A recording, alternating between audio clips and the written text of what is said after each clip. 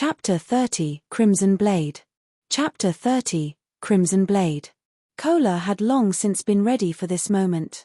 The instant Shifeng let out the command, his mouth began chanting divine texts. Streaks of golden divine texts rushed at Shifeng. Protection, blessing. Suddenly, Shifeng was surrounded by countless golden divine texts, giving off a dazzling golden glow.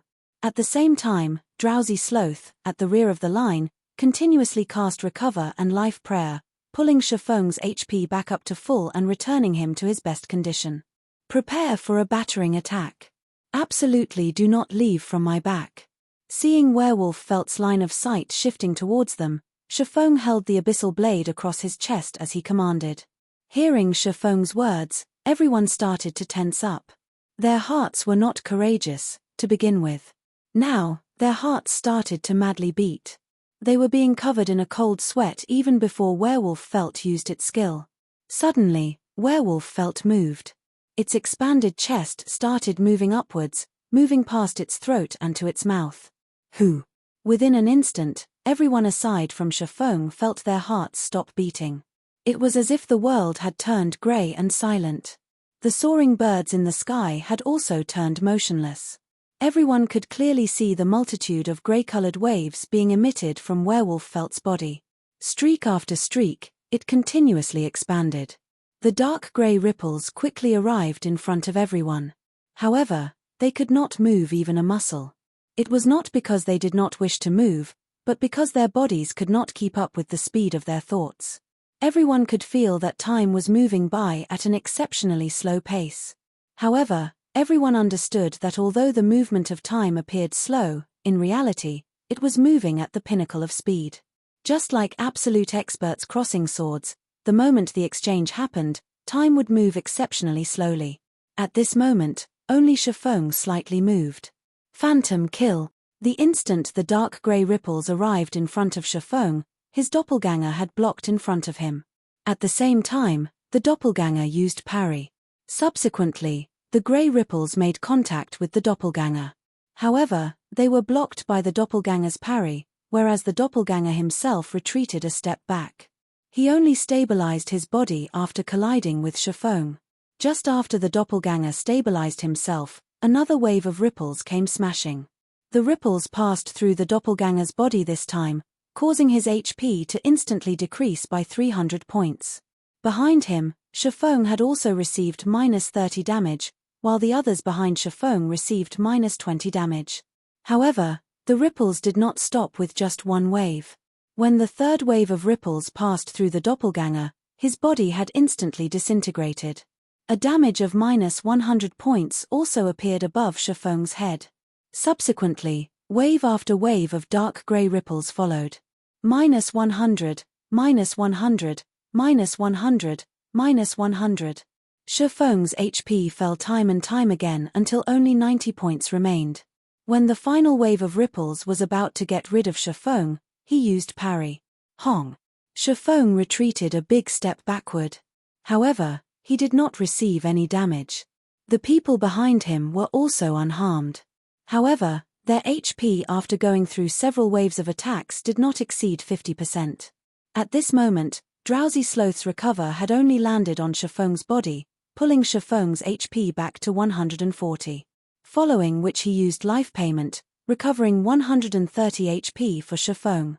Within a moment, Shifeng's HP had returned to over 50%. This roar really is powerful. I even thought we were finished. Blackie wiped off the cold sweat from his forehead. If Shifeng had not blocked in front of them, they would all be goners by now. When he thought back to how Shifeng nearly died, Blackie's heart started beating rapidly, reaching 180 beats per minute. If Shifeng died, then they would die as well. There was nobody else in the party who could pin down Werewolf Felt for a long period of time. At this moment, everyone looked at Shifeng as if they were looking at a monster. Never would they have imagined that Shifeng would ingeniously use his doppelganger to block 2 of those onslaughts. He had also used parry on the final attack. The way Shifeng had calculated both damage and HP was absolutely brilliant. Such a technique definitely belonged to the realm of gods. Stop daydreaming, all of you. Quickly attack the boss. It's in a weakened state right now. Shifeng only shrugged his shoulders at his party's reaction. Such a technique could be done by many experts in a few more years. However, Shifeng had yet to relax. The thing he had to pay attention to the most right now was the boss. Only he knew how hard it was to deal with werewolf felt. Wind blade. With gravity liberation activated, Shifeng instantly arrived in front of Felt. He tightly gripped the abyssal blade, continuously sending attacks towards Felt's chest. Thundering flash. Double chop. Chop. Damage that exceeded -100 appeared above werewolf Felt's head, one after another. The other party members were also able to deal damage of over -20 with each attack. Very quickly, they had reduced werewolf Felt's HP down to 15%. When they saw that Felt was about to die, everyone revealed smiles of excitement. Don't be careless. Blackie, use your evil whip. Lonely Snow, prepare to interrupt with charge. Shifeng commanded as he dodged werewolf Felt's attack. Being told what to do in such a way, everyone's hearts suddenly constricted. A death stare and a hell's roar was already unimaginably terrifying. If it was any other party here, they would have long since revived back at the graveyard. Could werewolf Felt actually have another powerful skill? How horrifying was this hell mode? Shifeng constantly paid attention to werewolf Felt's HP. Just when Felt's HP fell down to 10%, its third big move finally came. Death Berserk. This move would increase werewolf Felt's attack speed by 100%, its movement speed by 40%, and its attack power by 100% until it died. It was precisely this move that had caused countless elite parties to curse out in madness. After activating Death Berserk, werewolf Felt's fur started turning red. In a moment, it had become blood red in color. Adding in its crimson red eyes and sharp fangs, Felt looked remarkably like a blood fiend. Its terrifying appearance had caused everyone to inadvertently retreat a step backward. They could clearly feel the air of danger given off by Felt. Shifeng used another double chop, stacking the bleeding effect to 5 layers. Afterward, he spun around and ran. After activating Death Berserk, there was no one under level 5 who was able to block Felt. That included Shifeng, even if he had a magic weapon. The only method was to kite it and slowly grinding Felt to death. The moment Shifeng had escaped the 10-yard distance, Felt's thick thighs suddenly doubled in size. One of its legs abruptly stomped the ground, sending it flying like an arrow, rushing towards Shifeng. Shifeng was about to arrive at the location of the large rock, but behind him, Felt's speed was just too fast. He definitely could not make it. Shifeng abruptly made a 90 degrees sharp turn. Hong. Without making any turns, werewolf Felt smashed straight into the large rock blocking its path, turning it into rubble. Fragmented rocks the size of a person's head were sent flying more than 10 yards away. Seeing such horrifying strength, even a fierce man such as Kola had his heart trembling. If he were struck by those claws, then he would definitely become meat paste. At this moment, Shifeng had already distanced himself over 20 yards from Felt. Meanwhile, the attacks from the mags never stopped. They continuously ground away Felt's HP. Shifeng's plan to kite Felt was a success. Every time werewolf Felt was about to catch up, Lonely Snow would charge at it. He then followed it up with a bone crusher, greatly reducing Felt's speed. Afterward, he pulled away from Felt once more. When Lonely Snow's skills were on cooldown, Blackie would use Evil Whip to constrict Felt once more. The skills of the two of them had a quick cooldown.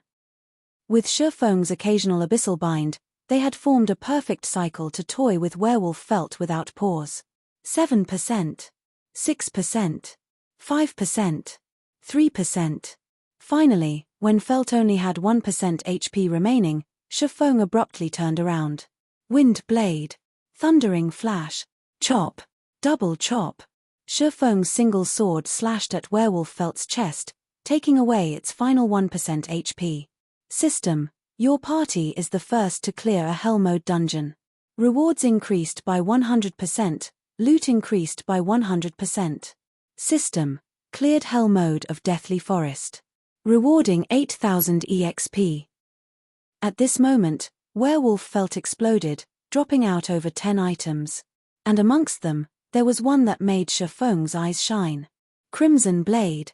It was a sword that had the color of fresh blood. It gave off a dull red glow, and there was also faint drops of red liquid dripping off the edges of the blade. The entire sword revealed a dense killing aura. Shifeng never imagined that the item with an abysmal drop rate would actually appear in front of him. Chapter 31, Hell's Book. Chapter 31, Hell's Book. Shifeng walked over without hesitation. He quickly picked up the one-handed sword filled with killing intent. The Crimson Blade was one of the rarest drops within the Hell mode of the Deathly Forest. It was also the best sword for a swordsman below level 6. Crimson Blade, Secret Silver Rank, One-Handed Sword. Level 3. Equipment Requirement, Strength 12. Attack Power plus 21. Strength plus 5, Agility plus 6, Endurance plus 3. Durability 30/30ths.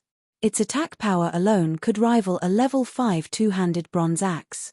With the 6 extra points in agility, it could increase the attack speed of a swordsman by quite a lot. The Crimson Blade was definitely a precious weapon for swordsmen. Unfortunately, Shifeng could not equip it yet. His experience was currently at 69% of level 2. There was still quite an amount before he could reach level 3. Moreover, he wouldn't be able to equip it even if he had reached level 3. This was because swordsmen would only activate the dual-wielding talent after they reached level 5. At that time, Shifeng would be able to wield 2 one-handed swords. By the time Shifeng was level 5, he would be able to wield the Abyssal Blade on his main arm, and the Crimson Blade on his subarm. His attack power would be invincible amongst level 5 players. Shifeng felt great just thinking about such a future. Brother Feng, hurry up and pick up the equipment. I'm dying of anxiety here. Blackie urged. That's right, party leader. You can't just enjoy it by yourself. At least let us have a look at what equipment dropped. The loot on the ground had nearly blinded everyone's eyes. The anxiety burning in their hearts had even caused them to forget their joy of reaching level 2. They all wished to take a look at the drops of the 2 Hell mode bosses. As for rushing over to snatch the loot, there was nobody present who would do such a thing. Even if the items on the ground were valuable, they still wouldn't do it. If they had done such a thing, although they could feel great for the moment, they would instead regret their actions for the rest of their lives.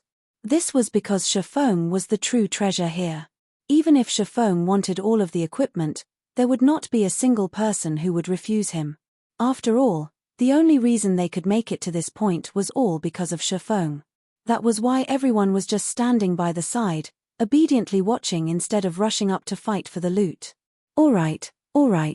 No need to rush. Shifeng smiled. He quickly began to collect the items on the ground. Shifeng was very satisfied with everyone's performance. They were unlike the players Shifeng would occasionally party up with in his previous life. When the boss died, those players would rush up in unison to snatch the equipment. They immediately disappeared once they took all the equipment, leaving Shifeng enraged and speechless. The reason Shifeng did not set the party so that only the leader could pick drops was to test everyone's intentions. It was better to discover those treacherous people early on. Now that nobody had rushed up to snatch the items, Shifeng could be more at ease with them. In a short moment, Shifeng had collected all the loot on the ground. There were a total of 19 pieces of equipment and 5 silver coins. Such a harvest could rival the assets of a large guild in its entirety. Arranging his bag, Shifeng's lips curled up into a smile.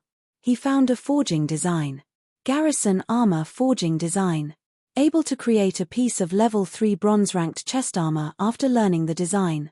Materials required, 20 copper ores, 5 bronze ores, 5 magic essences. This piece of equipment was a good item.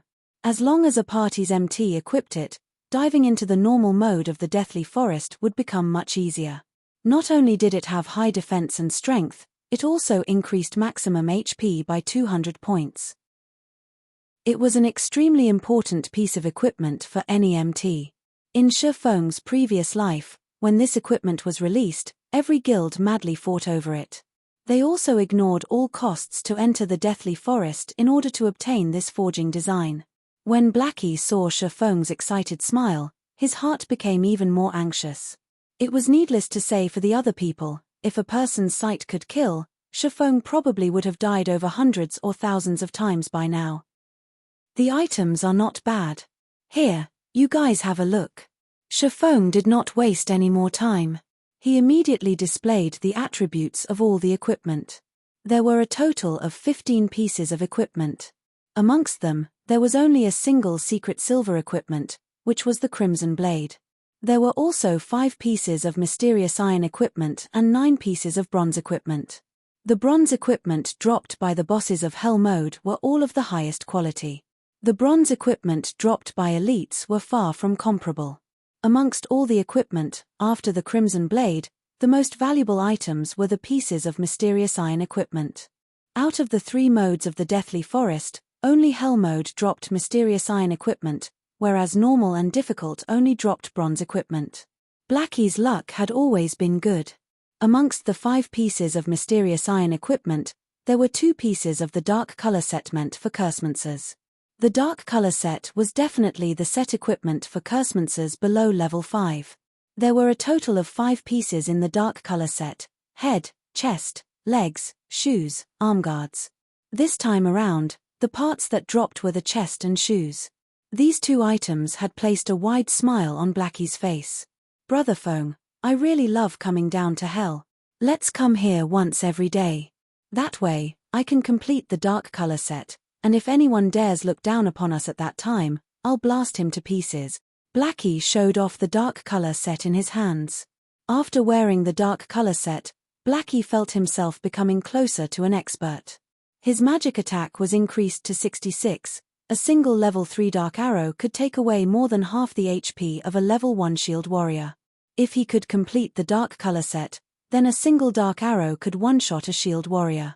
He put on the suit of ash-gray fur robes, coupled with glistening pitch-black boots. Everyone could tell they were pieces of a set with just a glance. The others drooled when they saw the black luster of the dark color set. Their hearts were filled with hatred and envy for Blackie. They had never imagined entering hell would be such a great experience. They truly hoped they could enter hell a few more times in the future. The remaining 3 pieces of mysterious iron equipment were the set pieces for Guardian Knight, Shield Warrior, and Elementalist. Amongst those present, only Kola was a Guardian Knight. Thus, Shifeng gave the piece of equipment to Kola and stored the others. As for the remaining bronze equipment, Kola received a shield and Lonely Snow received a greatsword. Both pieces of level 2 equipment had the best attributes possible on them. Drowsy Sloth and Gluttonous Mouse also received a piece of bronze equipment each. Quite a few pieces of Shifeng's equipment were also replaced. Amongst the bronze equipment, there were 3 pieces that belonged to swordsmen. The 2 pieces of equipment that remained were stored away by Shifeng. When everyone had changed their equipment, it was as if the entire party had a makeover. Every piece of their equipment was incomparably brilliant. Just a glance was enough to tell that they didn't just have common equipment. The entire party had also risen to level 2. Blackie's experience was even at 98% of level 2, just a tad bit short of level 3. The other 4 items were a forging design, a potion recipe, a rare skill for Cursemances, and a notebook. The rare skill for Cursemances overjoyed Blackie. It was an AoE skill called Hell Flame. Hell Flame deals 150% flame damage to an 8x8 yard area. Duration of 5 seconds. Cooldown, 36 seconds. It was a godly skill for grinding monsters during the early periods of the game. What is this thing for? Shifeng looked at the old notebook in his hand. He could not recall the hell mode of the Deathly Forest dropping such an item. Taking a look inside, Shifeng discovered words which he could not understand. However, Shifeng knew these words belonged to the ancient language of the elves. Within God's domain, any items which had a relationship with the elven language were definitely not common items.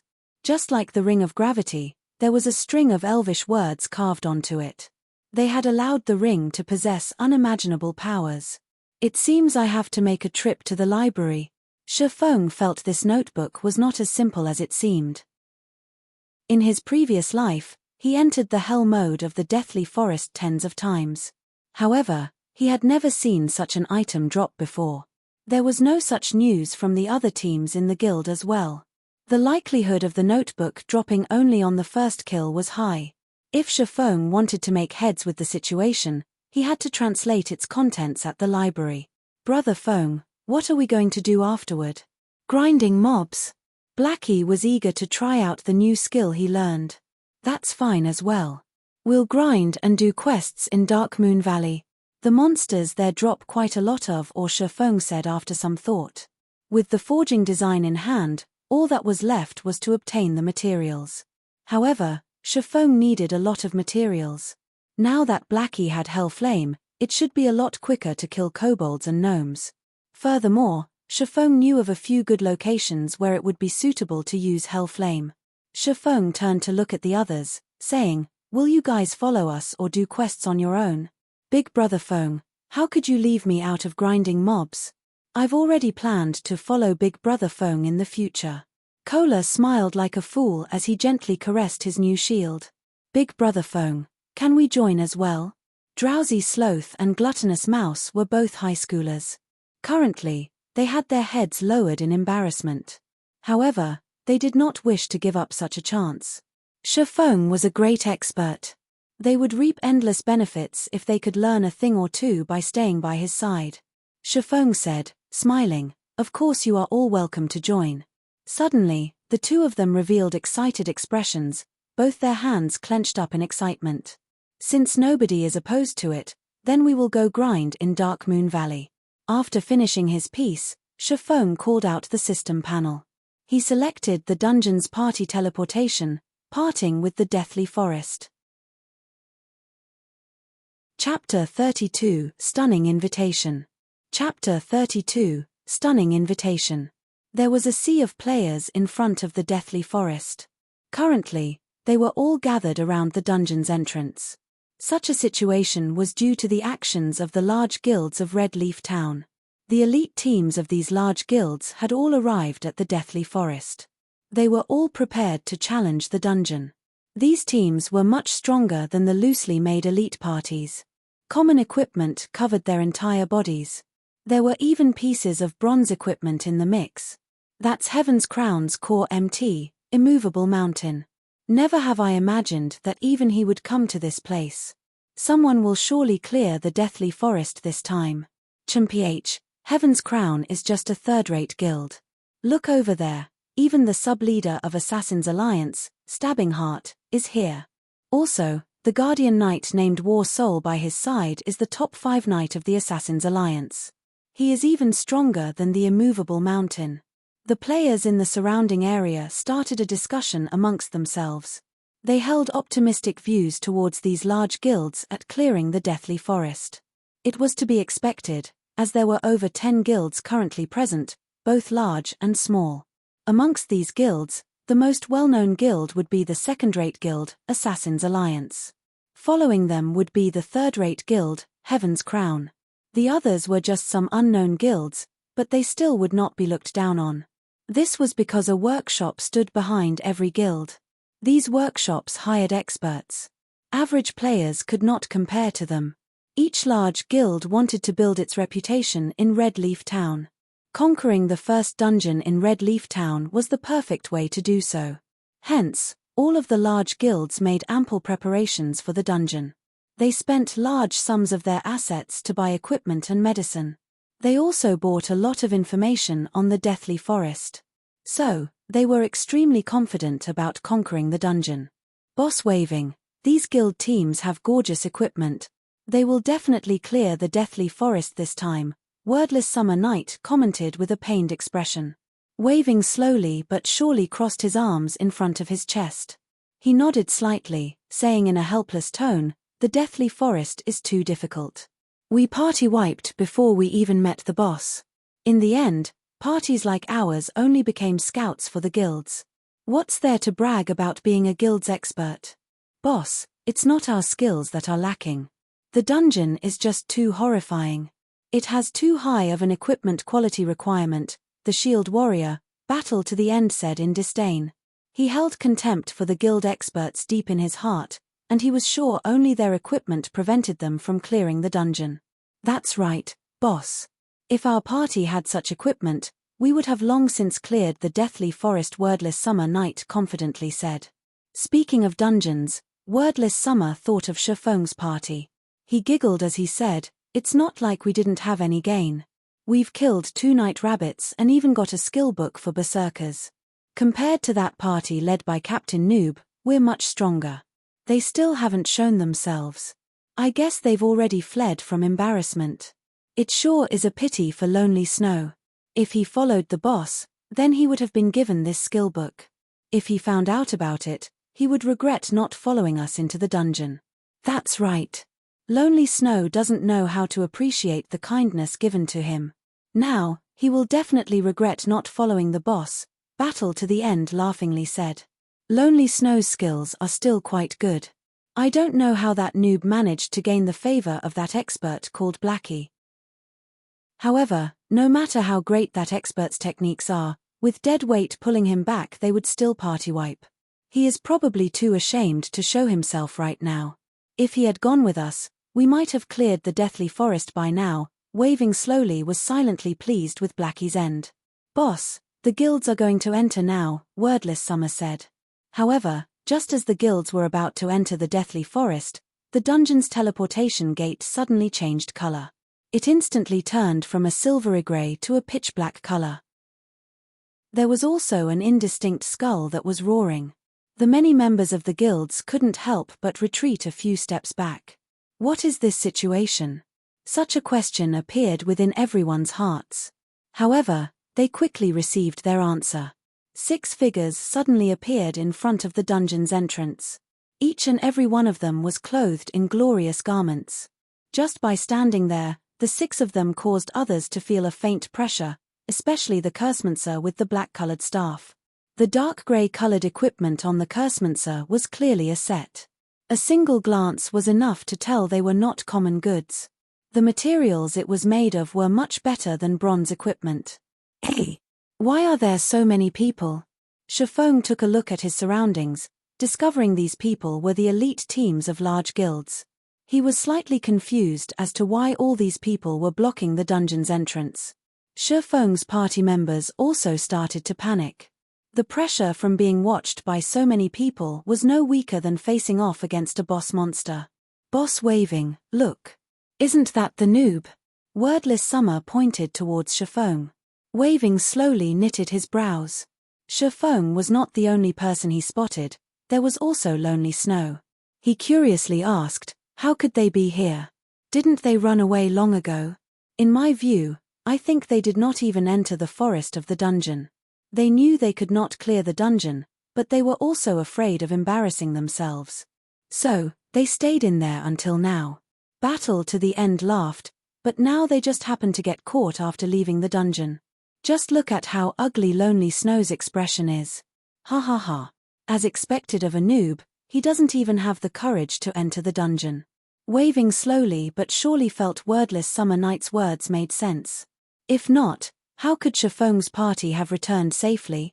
Waving slowly and the other party members experienced the horrendousness of the deathly forest. After entering the forest of the dungeon, there were only 2 possible results: either they cleared the dungeon, or they party wiped. There was no possibility of a third option. Now that Shifeng's party had returned safely, there was only one possibility: they never entered the forest. It was impossible that they cleared the deathly forest. During the time Waving slowly and company started laughing at Shifeng's party, the players surrounding Shifeng had already laughed themselves into madness. Such a scene confused Waving slowly and party. Why were these people laughing at Shifeng's party? Were they actually famous? What Waving Slowless party did not know was that Shifeng's party had already become famous throughout the entire deathly forest.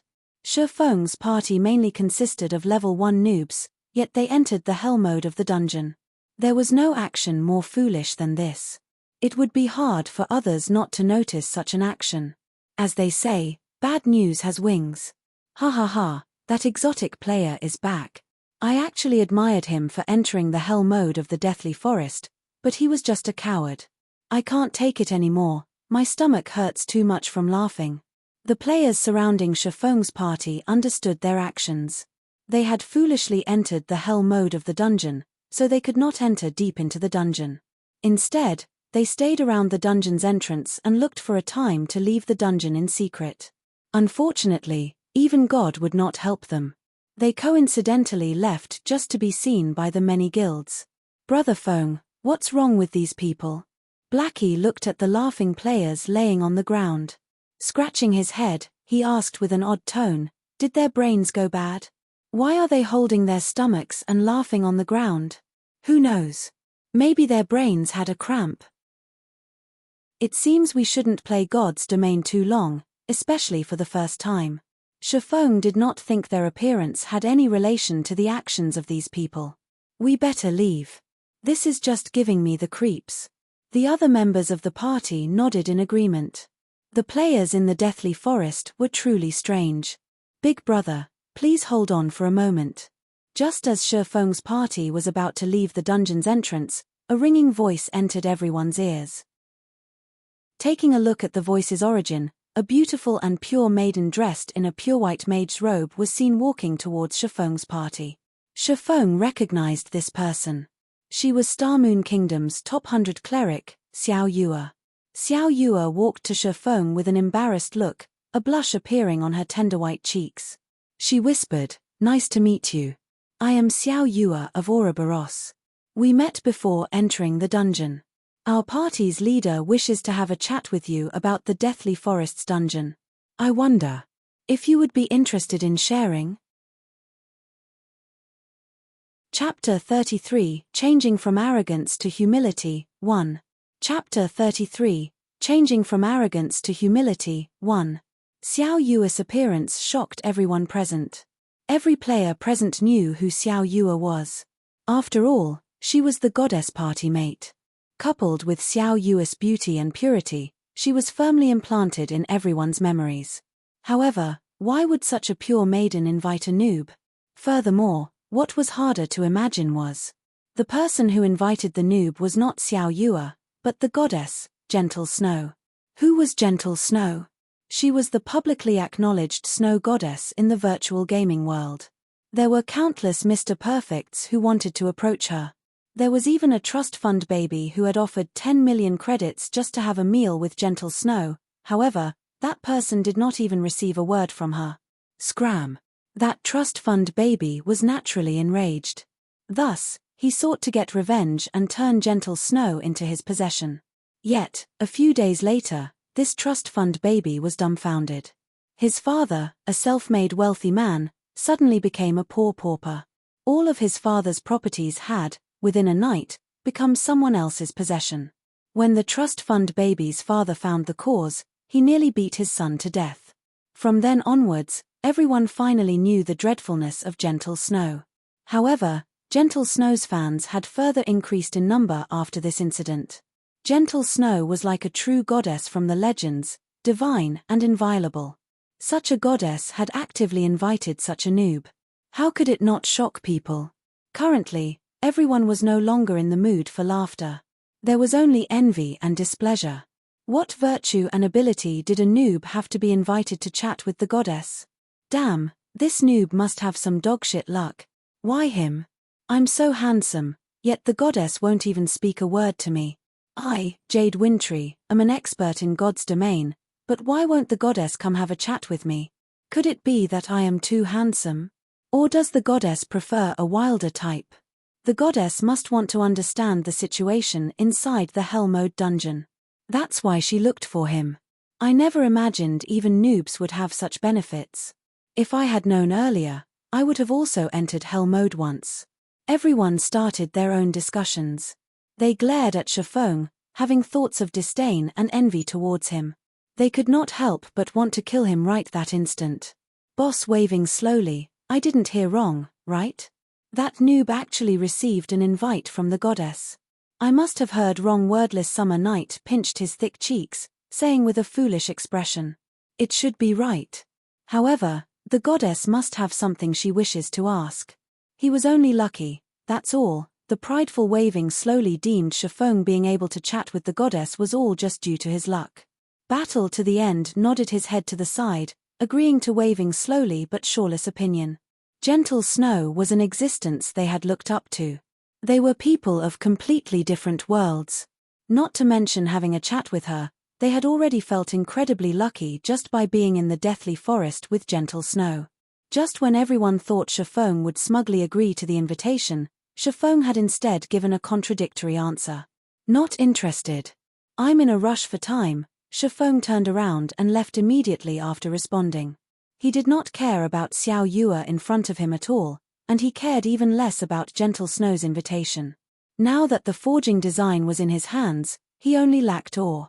The quicker the garrison armor made its appearance, the greater Shifeng's income would be. If he missed out on this great chance, he would lose a large sum of coins. Blackie had been extremely excited when he thought he would be able to get close to the goddess.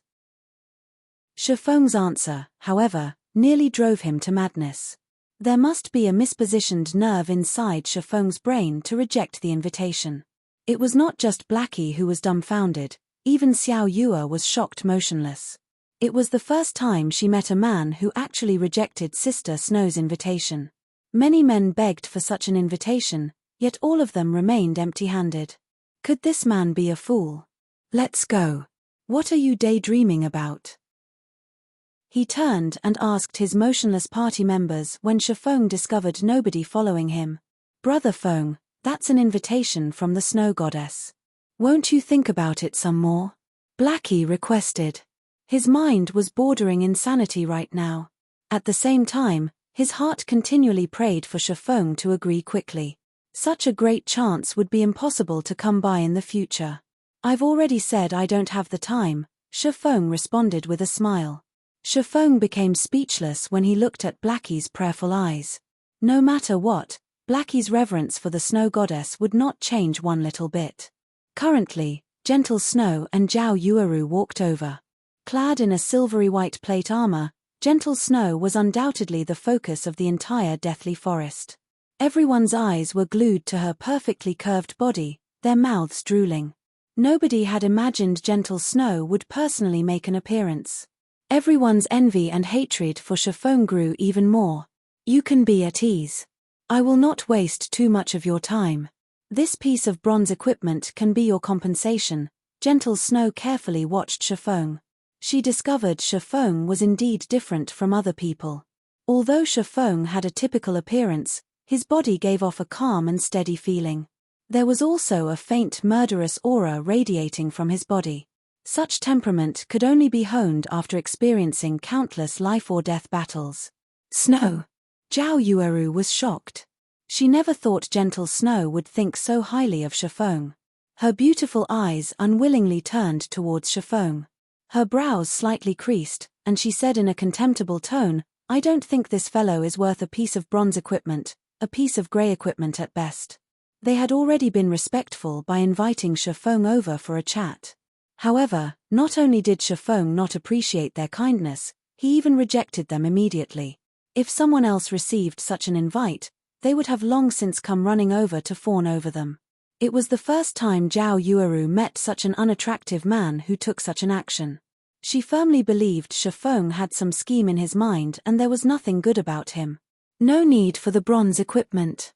I have those things, myself, Shifeng waved his hand, saying in an uncaring tone. He never tried to flatter the witch, to begin with, but he never imagined she would speak of him in such a way. However, he was not a poor ghost, he did not need any charity. Zhao Yueru's beautiful eyes measured up Shifeng. She couldn't help but let loose a faint laughter, playfully saying, such an unyielding spirit. You clearly want it, yet you're refusing to admit it. Snow, this fellow is really insincere. Yueru, Gentle Snow impatiently sent Zhao Yueru a glance, hinting her not to overdo it. To begin with, they were the ones who took the initiative to send the invite. It would not be proper to look down on others now. Zhao Yueru pouted. She shot a glance towards Shifeng, puffing out her prideful twin peaks as she helplessly turned her head away. She did not think a poor fellow like Shifeng would have anything they wanted. Sorry, please receive this piece of equipment as an apology. Gentle Snow took out a level 0 bronze belt meant for a swordsman and traded it to Shifeng. She wanted to put an end to this matter. Shifeng did not reject the offer after seeing Gentle Snow's sincerity. If he rejected it, it would only show how petty of a man he was. At the same time, he would cause Gentle Snow to think he did not wish to reconcile. He couldn't just keep on refusing the kindness of others. Besides, he was indeed missing a bronze belt. Hehe, and here I thought you had some great ability. In the end, you still need it, Zhao Yueru said in disdain. She inwardly felt unfortunate to lose a piece of bronze equipment. They obtained this piece of equipment after killing a rare elite with much difficulty. It was an absolute waste now that their efforts were benefiting Shifeng. Shifeng slightly wrinkled his brows. Not even a man would be able to stand being mocked and ridiculed in such a way, not to mention a reincarnated person like Shifeng. Since Miss Snow gave me a piece of bronze equipment, it is only proper for me to reciprocate in kind. Let this item be the return gift. Chapter 34, Changing from Arrogance to Humility, 2. Chapter 34, Changing from Arrogance to Humility, 2. Gentle Snow's eyes flashed when Shifeng also wanted to gift her something. She felt astonished and thought Shifeng was an interesting person. Shifeng conducted himself properly, and he was not as hard to get along with as she had imagined. You! Gifting Snow a present? Do you think Snow would even want it? Zhao Yueru could not help but turn her head around. Her fresh red lips curled into a seductive smile, and her eyes held a sneer within them. She was silently laughing at Shifeng's overestimation of himself. What kind of item has Gentle Snow not seen before? Even luxury cars worth over 10 million could not catch her attention, not to mention an item within a game. Currently, Shifeng took out a piece of paper from his bag. This drawing was one of the drops from the boss. Shifeng nonchalantly passed the item over to Gentle Snow. When Zhao Yueru saw Shifeng take out a piece of scrap paper and give it as a present to Gentle Snow, she could not help but coldly say, "Are you trying to make a fool of us?" "No," Shifeng said in a serious tone. "Snow gave you a piece of bronze equipment, yet what about you? You took out a piece of scrap paper to trick her. Do you think a piece of scrap paper could compare to a piece of bronze equipment? If you're not playing us for fools, then what are you trying to do?" Hearing Shifeng's answer, Zhao Yueru was further enraged. Behind Shifeng, Blackie and the others were each covered in a cold sweat. Even if you did not wish to chat with the goddess, you still should not make a fool of her. Wasn't this just courting death? They clearly obtained a good amount of equipment inside the dungeon, and just simply giving one of those pieces would easily solve the problem. If Shifeng's actions angered the goddess, even if the goddess herself did not take action, the players surrounding them would surely kill them off for her. Seeing a mishap about to occur, Blackie thought of giving away the bronze staff he held. However, Gentle Snow gladly received the scrap paper Shifeng gave her. Suddenly, Blackie and everyone else's mouths formed a 0H shape. The goddess accepted it. What kind of situation was this? "Thank you for your present, I like it very much. Now, can we go somewhere with fewer people to have our chat?" Gentle Snow smiled in appreciation. Shifeng also smiled and nodded in agreement. Looking at Gentle Snow's faint smile was like watching a dazzling sun that warmed a person's heart. It would be hard to forget such a smile, even after a lifetime. "Snow, you're going to forgive his rude actions just like that?" Zhao Yueru asked in a puzzled tone. "It's all right, Yueru. I like this item very much." Gentle Snow turned around after commenting, letting Shifeng lead the way. Zhao Yueru was stunned. She just could not understand what kind of drug Shifeng had given Gentle Snow. Was a piece of scrap paper enough? Just what was this piece of scrap paper? "Snow, just what did that fellow give you?" Zhao Yueru whispered. Just by seeing the fire poker on Shifeng's waist, she could tell Shifeng would not be able to give anything valuable. However, Gentle Snow still happily received it. Such a result puzzled Zhao Yueru significantly. A potion recipe for the basic strength potion. When consumed, it will increase a player's strength by 6 points for half an hour, Gentle Snow calmly replied. What? Zhao Yueru leaped up in shock. How could he have such a precious recipe? Potion making was very hard to learn. The recipes needed were famed for being rare drops, Even the current Ouroboros only had a few normal recipes, not to mention rare recipes. A recipe that was capable of increasing the strength of a player by 6 points was unheard of until now. If the current level 2 players could have an extra 6 points in strength, that would equate to an additional 12 attack power. Such a potion would have a significant effect when they dove into a dungeon. Regarding guilds who frequently conquered dungeons, the value of this recipe far surpassed that of tens of pieces of bronze equipment. As long as the basic strength potion were for sale, the supply would never be able to meet the demand. Yet, Shifeng gifted such a recipe away. Did Shifeng not know the value of this recipe? However, Zhao Yueru shook her head, denying this assumption. Before, she had seen the confident expression on Shifeng's face. He knew the immense value it had towards their guild. Currently, Zhao Yueru turned her head once more towards Shifeng. A tinge of red appeared on her cheeks when she thought back to what she said before. She felt humiliated. She actually called a rare recipe a scrap paper. When she thought of Shifeng's smile, he was definitely laughing at her lack of knowledge. He was such a hateful bastard. Now you finally know. I've already said he wasn't simple. Gentle Snow smiled at Zhao Yueru. Even after Gentle Snow and Shifeng left the scene, the surrounding players had yet to recover themselves. What kind of situation was this? A noob actually received the attention of the goddess.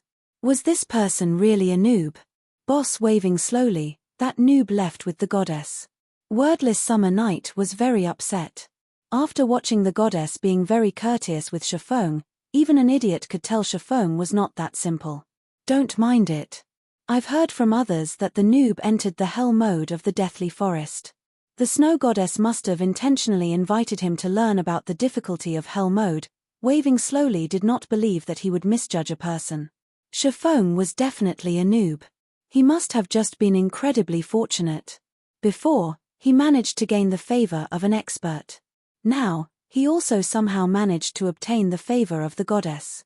In a rock pit over 200 yards south of the Deathly Forest, Gentle Snow and Shifeng sat facing each other.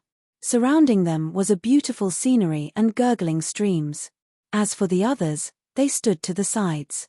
None of them tried to eavesdrop on the conversation between Shifeng and Gentle Snow. They comfortably sat down and started chatting amongst themselves. I wonder what business Miss Snow has for me. The Deathly Forest. Gentle Snow openly said, I want the strategy for the Deathly Forest. State your price. Hehe. I'm afraid Miss Snow is overthinking things. How could I have the strategy to the Deathly Forest? I've only entered the dungeon once. Shifeng would not admit to possessing the strategy. It would bring about the suspicion of others. After all, God's Domain was a game constructed by the main God system. Even beta testers would not know a detailed strategy for the dungeon. It was still possible to trick amateurs such as Blackie, but it was impossible to trick Gentle Snow. Troubles would arise if Shifeng were to generously share his strategy. Gentle Snow smiled sweetly, her eyes swept once across Shifeng's party members before calmly saying, if I'm not mistaken, the equipment your party members are wearing all came from the hell mode of the Deathly Forest. Although your party has 1 or 2 players with proper techniques, everyone knows you had invited 3 level 1 noobs as temporary members. Such a party was able to enter hell mode, and even came out with quite a lot of equipment. Do you think I would believe you if you said you did not have any information? Let's not twist our words around. I know you're a beta tester, and not just any beta tester. You must have done detailed research on the Deathly Forest. Otherwise, you wouldn't be able to clear the dungeon at all. This basic strength potion recipe is the best evidence as to why I would say you've cleared it. You can rest assured, however, that I will not reveal your secret. Gentle Snow fixated her gaze on Shifeng as if she saw through Shifeng's entire being. All right, what you say is correct. Shifeng shrugged his shoulders, silently letting loose a breath. He never thought Gentle Snow would fill up the questionable gaps. It would not be any better for Shifeng if Gentle Snow thought in such a way. State your price then. Gentle Snow was all smiles with Shifeng. It was as though she was saying, did you think I could not control a person like you? This lady knows everything. Chapter 35, Changing from Arrogance to Humility, 3. Chapter 35, Changing from Arrogance to Humility, 3. Seeing gentle Snow smile with confidence, Shifeng was already snickering in silence. Sheep's wool comes from a sheep. If you wished to earn money, it was natural to obtain it from a wealthy person. A first-rate guild like Ouroboros was unquestionably an appropriate target. According to Shifeng's knowledge, the guild, Ouroboros, had already conquered over 10 virtual reality games. However, the appearance of God's domain had shaken the virtual gaming world. It was dubbed as mankind's second world. It caused the collapse of many other virtual reality games. Afterward, countless companies started madly investing in God's domain, nurturing their guild, growing their influence, and building their place in the virtual financial world. Naturally, Ouroboros also invested in God's domain. They, too, wanted to share a bite of the countless assets. Also, Ouroboros was not just wealthy, it also had a great background. The number of experts working under Ouroboros exceeded over 1,000. These 1,000 men were famed as the God-slaying army in God's domain.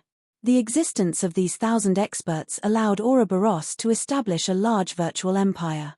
They unified over 80 cities in God's domain that each had a population of over 1 million players.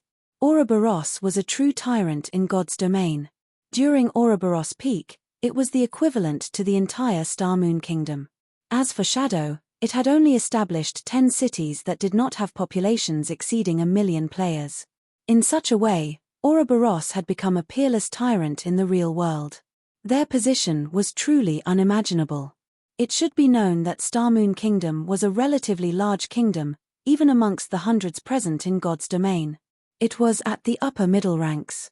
One could clearly see Ouroboros' prowess when compared to it. How could Shifeng not wish to work with such a powerful guild? It was just the risk of working with Gentle Snow was too high. Because of her particular identity, the information she could get a hold of was just too great. Shifeng could not help but be cautious of her. It was why he intentionally revealed some hints, especially with the recipe for the basic strength potion. He wanted to see Gentle Snow's reaction. If she behaved in a bad way, Shifeng would naturally act ignorant and push all responsibility away. However, the present situation was undoubtedly the one Shifeng looked forward to the most. Since you've already explained, my asking price isn't high. 20 silver coins.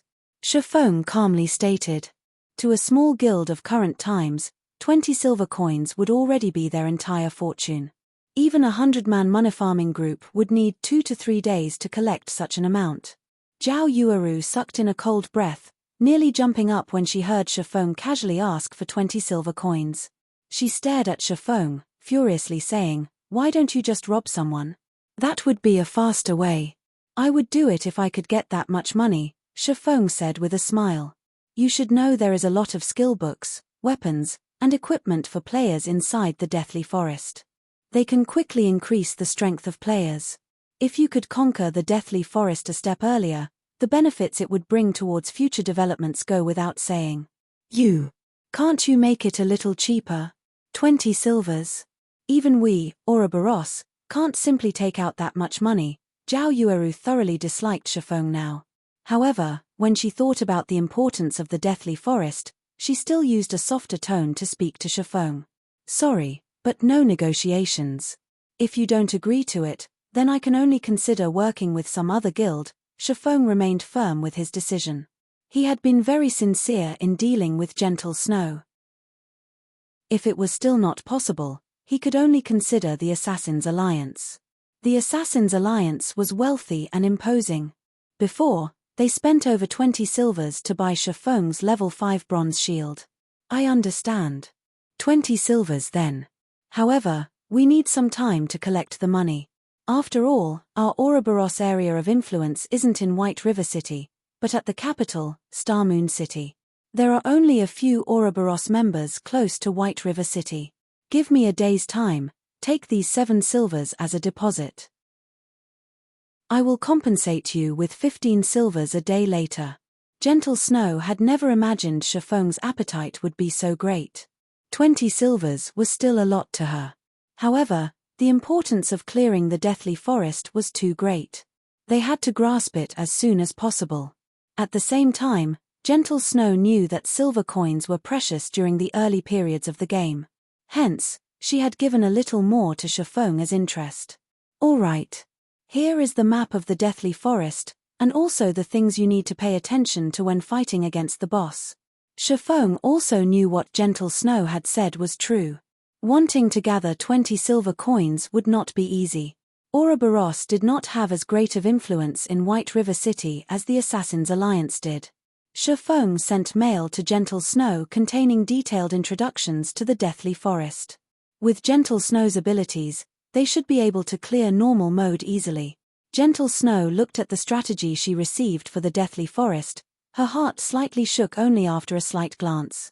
She never imagined the deathly forest would be so horrifying. Just the number of paths available already numbered 36. 33 of them were dead ends. There was even a night ranger who moved based on opportunity. There was also a detailed description of the boss and when it would cast its skills. She definitely got more than 20 silvers worth of information.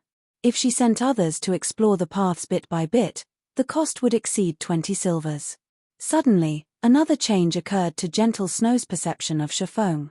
She felt Chifeng was not as simple as he seemed to be. He was certainly an expert. Only an expert could have such a profound understanding of the dungeon. However, Gentle Snow had no recollection of an expert swordsman like Chifeng. In 3 days Ouroboros is planning to enter the first level 5, 20-man dungeon, the Dark Moon Graveyard. I wonder if you will be interested in joining? Gentle Snow beautiful eyes looked towards Chifeng as she invited him to the team dungeon. She already acknowledged Chifeng's strength. If Chifeng was with them, entering the team dungeon, they might have an easier time in it.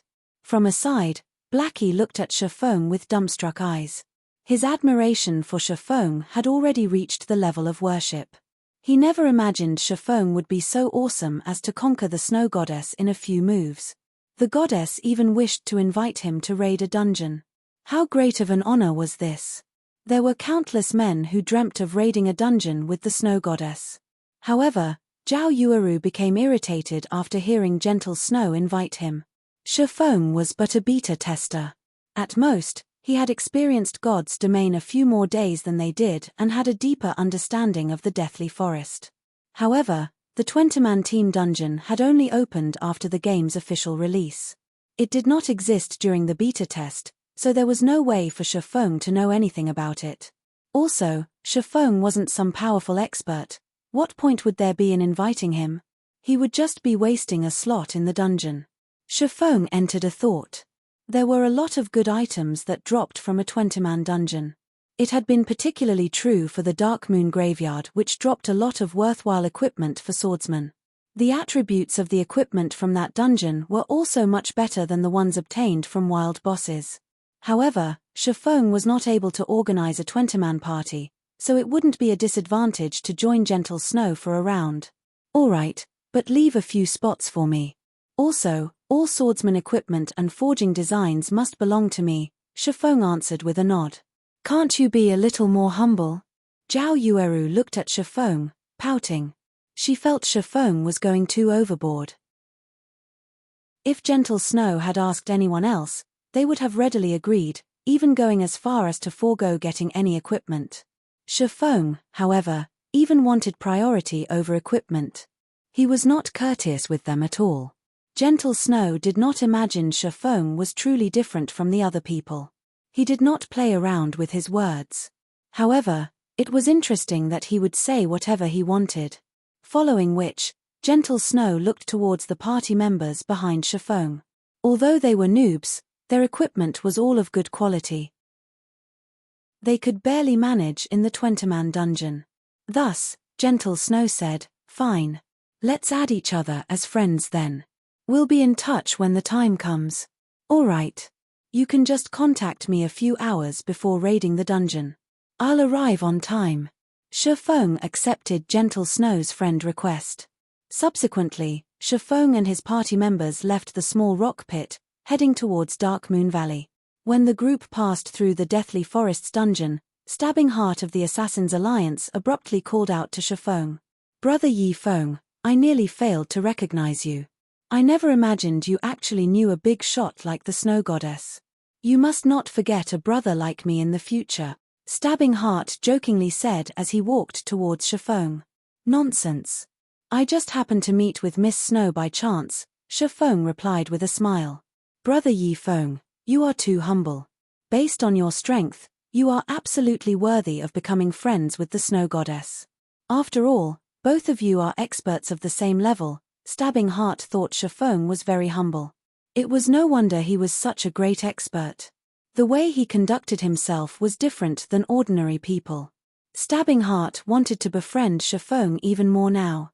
Our Assassin's Alliance is preparing to enter the dungeon. I wonder if Brother Yi Feng would be interested in joining us? Of course, you can pick any of the equipment that you want. You are too courteous, Brother Stabbing Heart. However, I still have some things to attend to. I will definitely join if there is another chance in the future. Shifeng politely rejected the offer. Stabbing Heart spoke in a loud voice. Surrounding players clearly heard his words. At first, everyone thought of Shifeng as just a noob. His being called upon by the Snow Goddess was just due to luck. Even now, Stabbing Heart of the Assassin's Alliance wished to befriend Shifeng. Just what sort of situation was this? The Assassin's Alliance was a large guild that was famous throughout White River City.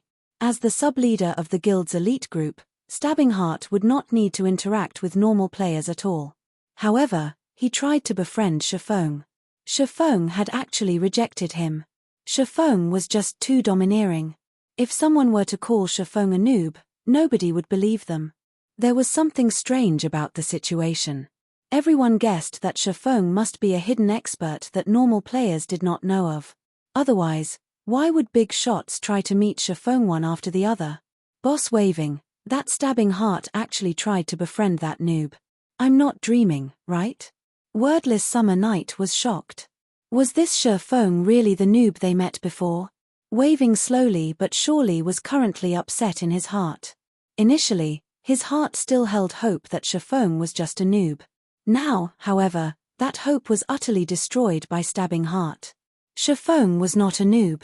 He was definitely an expert, just like Lonely Snow had said. Shifeng might even be greater than Lonely Snow had described him to be.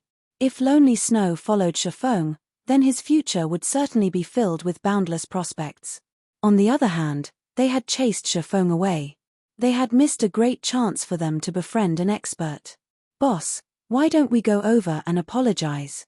An expert is a magnanimous person. Who knows, he might even forgive us. At that time, we, too, could gain the favor of an expert, Battle to the End suggested. Wordless Summer Night nodded his head in complete agreement. Just as Shifeng's party was about to leave the deathly forest, waving slowly but surely and the others came running over. Big brother expert, we've had some misunderstandings before, so we're here to apologize to you. We hope you can forgive our ignorance. Here's a silver coin to show our sincerity. We hope Big Brother expert can take us under your wing. Waving slowly was all smiles as he apologized. The arrogance he had before was completely gone now. Wordless Summer Night and Battle to the End were also sincerely apologizing without stop. They wished to grind monsters with Shifeng. If you guys don't have anything else to say, then please leave. I still have matters to attend to, so I don't have any time to waste with you. Shifeng spun around to leave after replying. He did not mind one little bit in regards to waving slowly and the others' previous behavior. However, wanting him to carry them? Not a chance. As for Lonely Snow, he only shook his head in regards to waving slowly and the others' actions. If they had known that their actions would lead to such results today, maybe they wouldn't have acted so in the beginning. Watching Lonely Snow leave with Shifeng, Wordless Summer curled his lips into a frown, saying in a sour tone, "Bah. What's there to be amazed about? In the future, I, too, will become an expert." However, only waving slowly knew Lonely Snow would become successful in the future. He was already in a different world than them. Chapter 36, Hazard Gnome.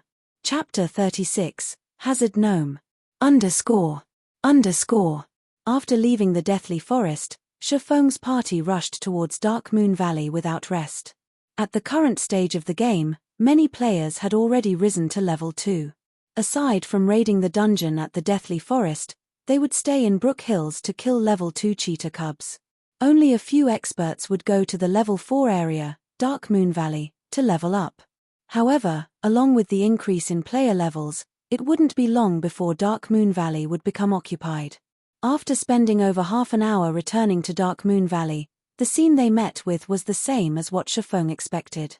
A few elite parties who were uninterested in the dungeon were currently killing level 4 kobolds that were wandering around the outer parts of the valley. These elite parties were quite skilled. They lured 2 or 3 monsters each time, with the shield warrior tanking in front and preventing the kobolds from closing in on their mage and healer. The healer was continuously healing from behind, barely maintaining the shield warrior's HP. Although it was taxing to grind in such a way, the gains from the fight were equally good. The 3 kobolds had dropped 2 coppers and some stone materials. In God's domain, only monsters level 3 and above would drop skill books and bronze equipment. Although the chance was only 10,000 to 1, it was still enough to cause players to go on wild goose chases. Currently, bronze equipment was very valuable, even more so were skill books. With these enticements here, there would be many experts who would come forth, even if there was some danger involved. After taking a few glances, Shifeng turned and left towards the inner parts of the Dark Moon Valley. The other party members who were new to the Dark Moon Valley were very nervous. It was especially true when they saw the level 4 monsters scattered throughout the entire area. Their breaths became slightly hurried. However, Blackie was extremely calm when he saw these level 4 kobolds. After all, he had previously killed hundreds of them. He did not seem panicked, unlike the other party members.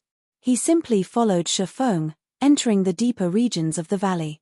As for the elite parties, they could not help but be shocked when they saw Shifeng's party enter deep into the valley.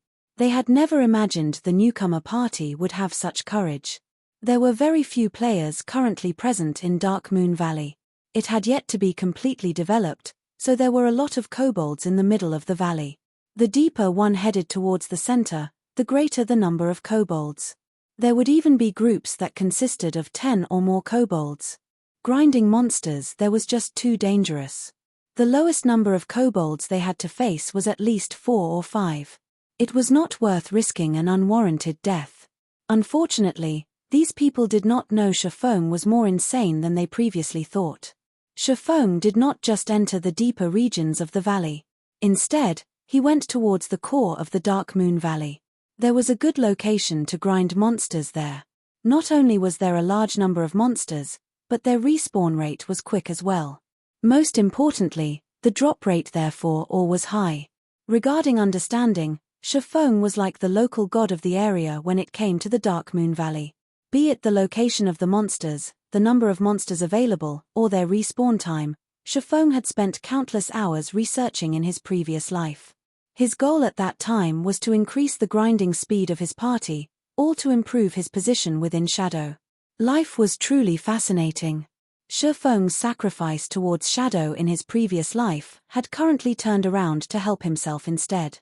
It could increase his own party's level more quickly, while at the same time guaranteeing him a steady supply of ore. Moving along the path of broken rocks, groups of 4 or 5 level 4 kobolds would occasionally appear. However, it was just a small matter with the equipment of Shifeng's party. Looking at the party's guardian knight, Kola, be it with HP or defense, he could easily tank 4 kobolds at the same time. The healer, Drowsy Sloth, could maintain Kola's HP above 80% without wasting much effort. If Kola had let a monster past, then Lonely Snow would go up and push it back. As for the others, they would fervently deal damage. A simple sword strike from Shifeng could already deal over 100 damage, whereas Blackie's dark arrows could each deal 88 damage. The fight could not get any easier than this. Within moments, the 5 kobolds were all dealt with. Compared to the elite party outside, Shifeng's party was stronger by several folds. Shifeng simply picked up the stone materials and ore that dropped, then continuing deeper into the Dark Moon Valley. After spending over an hour moving forward, Shifeng's party had finally arrived in front of a mountain. The massive mountain was hundreds of meters in height. Kobolds no longer filled the area surrounding the mountain, wandering gnomes had replaced them. These wandering gnomes each held a small shovel in their hands, using it to dig into the rock wall of the mountain. There were also quite a few gnome overseers that inspected the surrounding areas with a whip in hand. Brother Fong, the monsters here are just too numerous. Are we really going to grind here? Blackie's heart shook slightly when he took a look around. He discovered hundreds of wandering gnomes around the vast mountain. There was even a few level 5 gnome overseers. Compared to the groups of over 10 kobolds outside, this place was a literal battlefield. Kola also gulped down a mouthful of saliva, worriedly saying, "Party leader, I'm not trying to boast, but tanking 6 or 7 of them is my limit. I really can't manage this many monsters." It wasn't just Blackie or Kola. The others, as well, were apprehensive. Wandering gnomes occupied the entire mountain, and these gnomes were very close to each other. As long as they made a mistake while luring, then they would have to face off against hundreds of level 4 monsters. Such a large number of monsters was much scarier than the Lord rank felt. I know you guys can't fend all of them off. However, whoever said about letting any of you tank hundreds of gnomes? Shifeng rolled his eyes at his party members. He was extremely clear regarding the party's standards. Facing off against 10 gnomes at the same time was nearly their limit, so how could they deal with hundreds at the same time? Even a level 10 player would be finished when met with hundreds if level 4 monsters. However, wasn't there a good saying that stated, if you can't outfight them, outrun them? Shifeng's agility had reached 30 points. Including the bronze shoes he had, his movement speed had exceeded the wandering gnomes by at least 4 points. He could easily kite the gnomes and let Blackie use the AoE skill, Hell Flame. The efficiency of grinding in such a way was several times greater than that of killing individually. Following which, Shifeng told everyone about his plan. He needed Blackie to get the timing right, maximizing the effect of Hell Flame.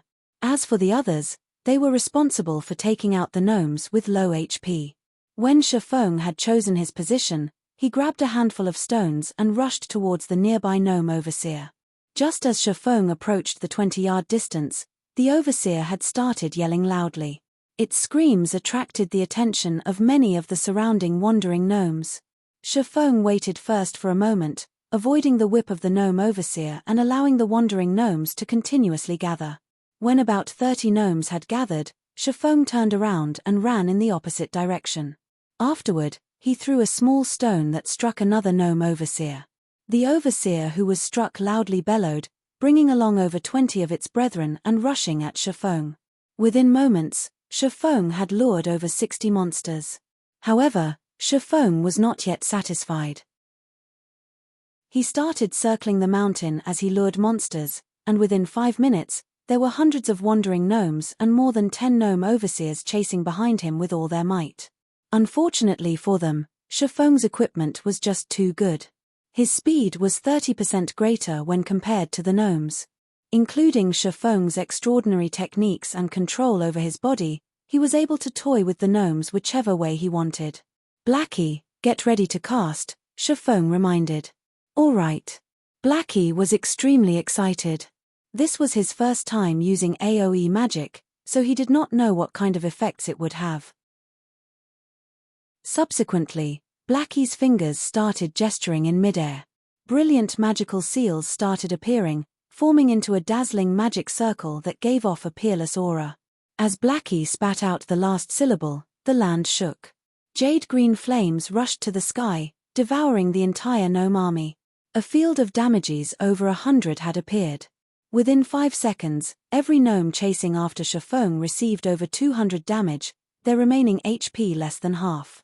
However, the target of these gnomes had also changed. They no longer went after Shifeng, but Blackie instead. Shifeng abruptly stopped. He pulled out the abyssal blade and rushed forward. Thundering Flash. Not only did the level 4 Thundering Flash have a low cooldown, but its attack range also increased to 15 by 3 yards. It had nearly covered the entire gnome army. 3 streaks of thunder flew past the gnome army, creating 3 damages of over 120 points to every gnome. The attack had completely devoured the remaining HP of the gnomes. As for the low HP ones that remained, they were quickly held back by Cola. Lonely Snow then rushed forward and used a whirlwind slash, thoroughly ending the remaining gnomes. The hundreds of gnomes had been wiped out, leaving behind a floor covered with items. Meanwhile, everyone's experience madly rose. EXP of over 10 points appeared one after the other, dazzling everyone's eyes. Hooah! Blackie had risen to level 3. This is too awesome. Blackie roared in exhilaration. This is only the beginning. They will still respawn in a moment. Shifeng laughed. Let's quickly pick up the drops. Suddenly, everyone started busying themselves. Even with 6 people retrieving the drops, the loot of hundreds of gnomes still required them to spend a lot of time doing so. However, moments after they started collecting, a gnome that piloted a gigantic robot suddenly appeared. The gnome's face was crimson red. It immediately rushed towards Shifeng's party with unparalleled rage. Not good. It's the hazard gnome. Everyone spread out. Shifeng shouted the moment he laid eyes on the gigantic robot. Chapter 37 Rocket Boots. Chapter 37 Rocket Boots. The moment everyone saw the giant robot piloted by a midget gnome, they instinctively knew he was something very dangerous. After hearing Shifeng's reminder, they ignored the loot on the ground and immediately ran towards the forest without a shred of hesitation. Naturally, Shifeng would not stay behind either. The hazard gnome was a very dangerous monster. It was especially true when he first made his appearance. He was even stronger than Werewolf felt with its Death Berserk activated. Hazard gnome, Special Elite. Level 5. HP 1600. There was a very small chance for the hazard gnome to appear after clearing out the wandering gnomes and gnome overseers. However, his appearance also signified the start of a player's nightmare. There was a saying in God's domain that warns people not to look down on gnomes just because they were midgets. If they were enraged, they could easily extinguish your life at any given moment. In his previous life, Shifeng met the hazard gnome once before. At that time, he was with an elite party who was grinding for ore. After killing the gnomes, the hazard gnome appeared. They did not imagine they would meet a special elite, so they had all excitedly rushed at him. However, the situation ended up in a tragedy for the 20-man party. The hazard gnome's 1600 HP must not be taken lightly. His defense was an abnormality, capable of reducing 80% of the damage he received. A level 4 berserker using an axe could only take 2 HP from the gnome. On the other hand, the hazard gnome's attacks were even more powerful. Everyone would get a free trip back to the city after he fired a burst of bullets. Although Shifeng's party had tried their best to run away, the hazard gnome's hatred for their evil deeds was clearly implacable. The rockets on the robot's back suddenly ignited. The steel machine that was over 3 meters tall rushed at high speed towards Shifeng's party. While being chased, Blackie attacked with his dark arrow as he ran. Although the arrow had struck the hazard gnome, it had only caused a meager -4 damage. Blackie's eyes widened when he saw the damage. He said in a dumbstruck manner, "Disgusting. If the robot wasn't protecting this gnome, I could one-shot him anytime. Don't mind it for now and focus on running. Pay attention to dodging the bullets. As long as we are 1,200 yards away from the mountain, the hazard gnome will return." Shifeng never thought, just after a lecture from him, Blackie's skill would improve to the degree of being able to hit his target while moving. However, fighting head-on with the hazard gnome would be very foolish. Blackie understood Shifeng's intentions. He turned around and started chanting Evil Whip, binding the pursuing hazard gnome with 5 thorns and greatly reducing the gnome's speed. With this, everyone managed to gain quite a distance from the gnome. When the hazard gnome broke free from the 5 thorns, high damages of -23, -24, -23, -23, -24 suddenly appeared on his head. His HP had turned to 1479 within an instant. The damage caused by the evil whip was just ridiculous. Blackie was shocked. Before, his level 3 dark arrow had only dealt -4 damage. On the other hand, The evil whip had caused over 100 damage total. The difference between them was just too great. Did the hazard gnome have that kind of fetish? Shifeng saw hope when the hazard gnome's HP suddenly fell by a portion. The hazard gnome did not have any immunity towards plant-based attacks. Shifeng immediately commanded, "Everybody stop running. Cola, get the hazard gnome's hatred and let his back face toward the group. The others attack and mind your positions. As long as the hazard gnome lifts up his gun, immediately dodge the muzzle. Blackie, attack immediately after Evil Whip's CD finishes. We have a chance to get rid of him." Whether they would live or die before they ran out of the 1,200-yard mark was an uncertainty. So, why not fight it out? Who knows, they might even be able to get rid of this hazard gnome. In Shifeng's previous life, there were no players who killed the hazard gnome before. If they were to kill him now, something good might drop. Currently, the hazard gnome's hatred was targeted towards Blackie. However, Lonely Snow was a step ahead of the gnome, using charge on him. He used a whirlwind slash on the gnome, causing 3 points of damage. Although the damage was low, the momentary fainted state it caused gave Cola a chance to use Divine Strike, followed by Punishment. The two attacks caused -3, -2 damage, and the additional hatred they attracted had the hazard gnome locked onto Cola. The hazard gnome extended the electric saw on the robot's right arm, violently slashing at Cola. Cola blocked the attack with his shield, his body retreated 3 steps backward and a damage of -147 appearing above his head. Cola was shocked. When the next attack from the electric saw came, he hurriedly dodged and rolled to the side, avoiding the attack completely. Drowsy Sloth immediately healed Cola twice, returning close to 100 HP to Cola. Such fierce damage, Lonely Snow was shocked as well. He no longer dared to stay, turning around and running more than 10 yards away from the gnome. He would definitely die, even if he were only struck once by the electric saw. On the other hand, Shifeng was not afraid of him. He immediately arrived at the hazard gnome's back, using out a series of skills: Thundering Flash, Double Chop, and Chop. The occasional critical hit would also cause -16 damage. Compared to the others, Shifeng's damage was already very high. However, the hazard gnome only gave a look of contempt towards Shifeng's attacks. He continued using his electric saw to attack Cola. A series of fierce attacks had forced Cola to constantly retreat backward. His HP was continuously falling as well. Behind, Drowsy Sloth's healing could not keep up with the damage Cola was receiving. He could only watch as Cola inched closer to death. At the most crucial moment, Shifeng used Abyssal Bind. 9 pitch-black chains bound the hazard gnome, giving Cola a breather. Within the 3 seconds, the hazard gnome had only lost 7% of his HP after being barraged by everyone's attacks. The total damage the party dealt was not even the equivalent of a single evil whip from Blackie. When the 3 seconds had ended, the hazard gnome regained his freedom. The green-skinned gnome revealed a mocking smile on his face, his tiny hands moving around and manipulating buttons. The robot's arm holding the electric saw made a roundabout slash, creating a beautiful arc. Shifeng's entire person was sent flying. He smashed into a tree and lost 286 HP. Cola rushed up in a hurry, his HP having recovered by more than half. He used Divine Strike and Punishment once again, trying to pull back the hazard gnome's hatred. However, the hazard gnome had actually ignored Cola.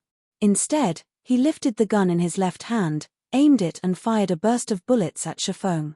A barrage of densely packed bullets flew towards Shifeng. However, Shifeng had yet to land after being sent flying, so it was impossible to dodge the bullets. Phantom Kill. Shifeng's doppelganger instantly appeared before him.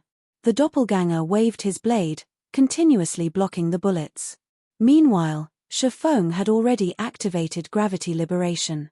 He jumped up to a treetop, avoiding the attack range of the hazard gnome. However, his doppelganger had already been killed. After finishing a cartridge of bullets, the hazard gnome started changing magazines. Afterward, he continued to rush at Shifeng. Everyone else could only continue attacking, shaving away the hazard gnome's HP bit by bit. However, Shifeng was not easy to hit after he activated gravity liberation. Shifeng also used the trees for protection. He was barely dodging the flying bullets as he continued kiting the gnome. As for Blackie, he would immediately use Evil Whip as soon as it was ready. The hazard gnome's HP continuously fell, 64%, 50%, 30%, 20%, 10%. When only 10% of the hazard gnome's HP remained, the gnome suddenly jumped out of the metallic machine. He wore a pair of rocket boots and started to escape. It can't be. Monsters can actually escape. Blackie watched as the hazard gnome ran, with extreme speed, to a location without people. The others were also shocked. They never imagined the gnome would have such a high intelligence. He ran the moment he knew he could not win the fight. We can't let him escape. We will have fought for nothing otherwise. Cola immediately chased after the gnome. He had been bullied by the hazard gnome just a moment ago, so his heart was currently filled with anger. How could he let the hazard gnome escape after having taken advantage of them? You want to escape? Not a chance. Shifeng chased after him with Wind Blade. However, the hazard gnome was unperturbed. He sent Shifeng a mocking expression before pressing a button on his waist. The rocket boots spewed out large amounts of flames, ready to fly away. Chapter 38, Twin Snake Ring. Chapter 38, Twin Snake Ring. The hazard gnome's shameless rocket boots shocked everyone. They had never seen a monster that was so good at escaping before. Its human-like expressions and actions were completely different from NPCs. The hazard gnome was like a person pretending to be an NPC. 2 streaks of crimson flame flared, slowly lifting the hazard gnome into the air. Unwillingness filled everyone's hearts. However, they could no longer stop it, but only watch the hazard gnome flee with their own eyes. The mags in the party were over 40 yards away from the hazard gnome. Lonely Snow as well was over 30 yards apart from it. It was not within the range of charge. Also, the feint effect of charge would become ineffective because the target was floating in midair. Only the movement speed increase would take effect. Currently, only Shifeng was close to the hazard gnome. He was only 15 yards away from it. However, Shifeng did not have any range attacks. Even if he chased after it, the hazard gnome would raise over 20 yards from the ground by the time he arrived. In the end, Shifeng would only watch the hazard gnome escape. 9 dragons slash. Shifeng knew he could not catch up. He waved the abyssal blade, shrouded in black mist, in his hand. Within an instant, 9 streaks of black mist shot towards the hazard gnome. Shifeng was not willing to allow such a smart hazard gnome leave. Initially, Shifeng only thought of the hazard gnome as an average special elite. He had never imagined the gnome to be so much like a player. Throughout his 10 years of playing God's Domain, Shifeng rarely saw such intelligent gnomes. The main god system wouldn't simply bestow a small monster with high intelligence. Such bestowals usually had a deeper meaning behind them. For example, those human heroes or legendary beings were all great characters. Their existences caused people to shudder. Although the intelligence of this hazard gnome did not reach the level of those heroes or legendary beings, he was still much smarter than a boss monster. There might even be unimaginable gains by killing it. Currently, the hazard gnome's displayed information changed. He suddenly became Arcus Maddox. Arcus Maddox, Lord rank. Level 5. HP 600. Shifeng felt a sense of familiarity when he saw this name. It seems that he had heard of it before, yet he could not recall anything about it. However, the gnome only had 600 HP. Shifeng was confident he could kill the gnome with the 9 dragons slash. Just when the 9 sword shadows were about to pierce Arcus Maddox, the gnome took out a few steel balls from his small bag. He threw the balls at the phantoms of the abyssal blade. Brilliant sparks flared up the moment the 2 attacks came into contact. Hong! Hong! Hong! A series of explosions forced the phantoms of the abyssal blade back. Just when the phantoms were prepared to attack Arcus Maddox once more, he immediately flew over 30 yards away. Meanwhile, the 9 phantoms of the abyssal blade could only attack targets within 30 yards of its reach. Shifeng could only watch helplessly as Arcus Maddox escaped. Crap! How could there be such a monster? His escaping ability is just a bug. Blackie stared at the fleeing Arcus Maddox as he cursed. Cola was grinding his teeth in hatred as well, sending a few punches towards a nearby tree. The other party members felt displeasure also. Everyone fought long and hard against this elite monster. However, just when they were about to reap the rewards of their efforts, their prize grew wings and flew away. Was there anything more depressing? Brother Fong, let's continue chasing it. Blackie discovered that the gnome's movement speed was not fast. Also, there should be a limited amount of fuel powering that pair of boots. Who knows, the gnome might land just after a while. Forget it. Let's continue grinding gnomes. Fong shook his head. If they could chase the gnome, Fong would have long since chased after it. However, the gnome's rocket boots were just too powerful. It was titled as one of God's domain's godly escape tools. Currently, the boots had just been activated.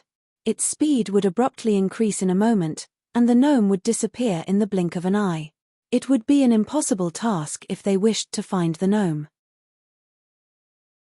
As expected, the flames gushing out from the rocket boots greatly increased after a moment. Shoo! Arcus Maddox disappeared from the air, unable to be seen anymore. Best not let us meet again. You can dream of escaping the next time, Blackie said in an unfortunate tone as he looked towards the spot where Arcus Maddox had disappeared. In his heart, Fong felt that it was a pity to let the gnome go. However, it would no longer be dangerous when they grinded on wandering gnomes from now on. After this experience, the hazard gnome most likely would not show himself ever again. Let's go, continue grinding on the wandering gnomes. Fong turned around and said to his party, Brother Fong, you're still the best. How could I not think of it? If we killed all of this bastard's kinsmen, we'll see if he doesn't show up again. Blackie laughingly said. Fong was speechless. He turned around and left, no longer paying any attention to the fantasizing Blackie. Suddenly, Fong stopped his feet in shock. Damn, our luck really is too poor. I never thought that Arcus Maddox would actually appear here, and he was also a level 5 hazard gnome. Fong tightly clenched his fists, his brows wrinkled. It was the first time he became so enraged. When everyone looked at Fong's wrathful expression, they could faintly feel the surroundings become chilly. They could not help but retreat a step, their foreheads covered in a cold sweat. Before, they felt Fong was a calm and easygoing person. Never would they have imagined Fong would become so terrifying after becoming angry. The forest around them no longer seemed lively but more like a frozen hell, silent, cold, and dark. Brother Fong, are you all right? Blackie carefully asked. He was shocked. Fong was completely different from when he was mad or arguing with others. It was the first time Blackie saw Fong enraged to such a degree. Oh, it's nothing. Fong reacted, replying with a smile. He stored back the dense killing intent into his heart.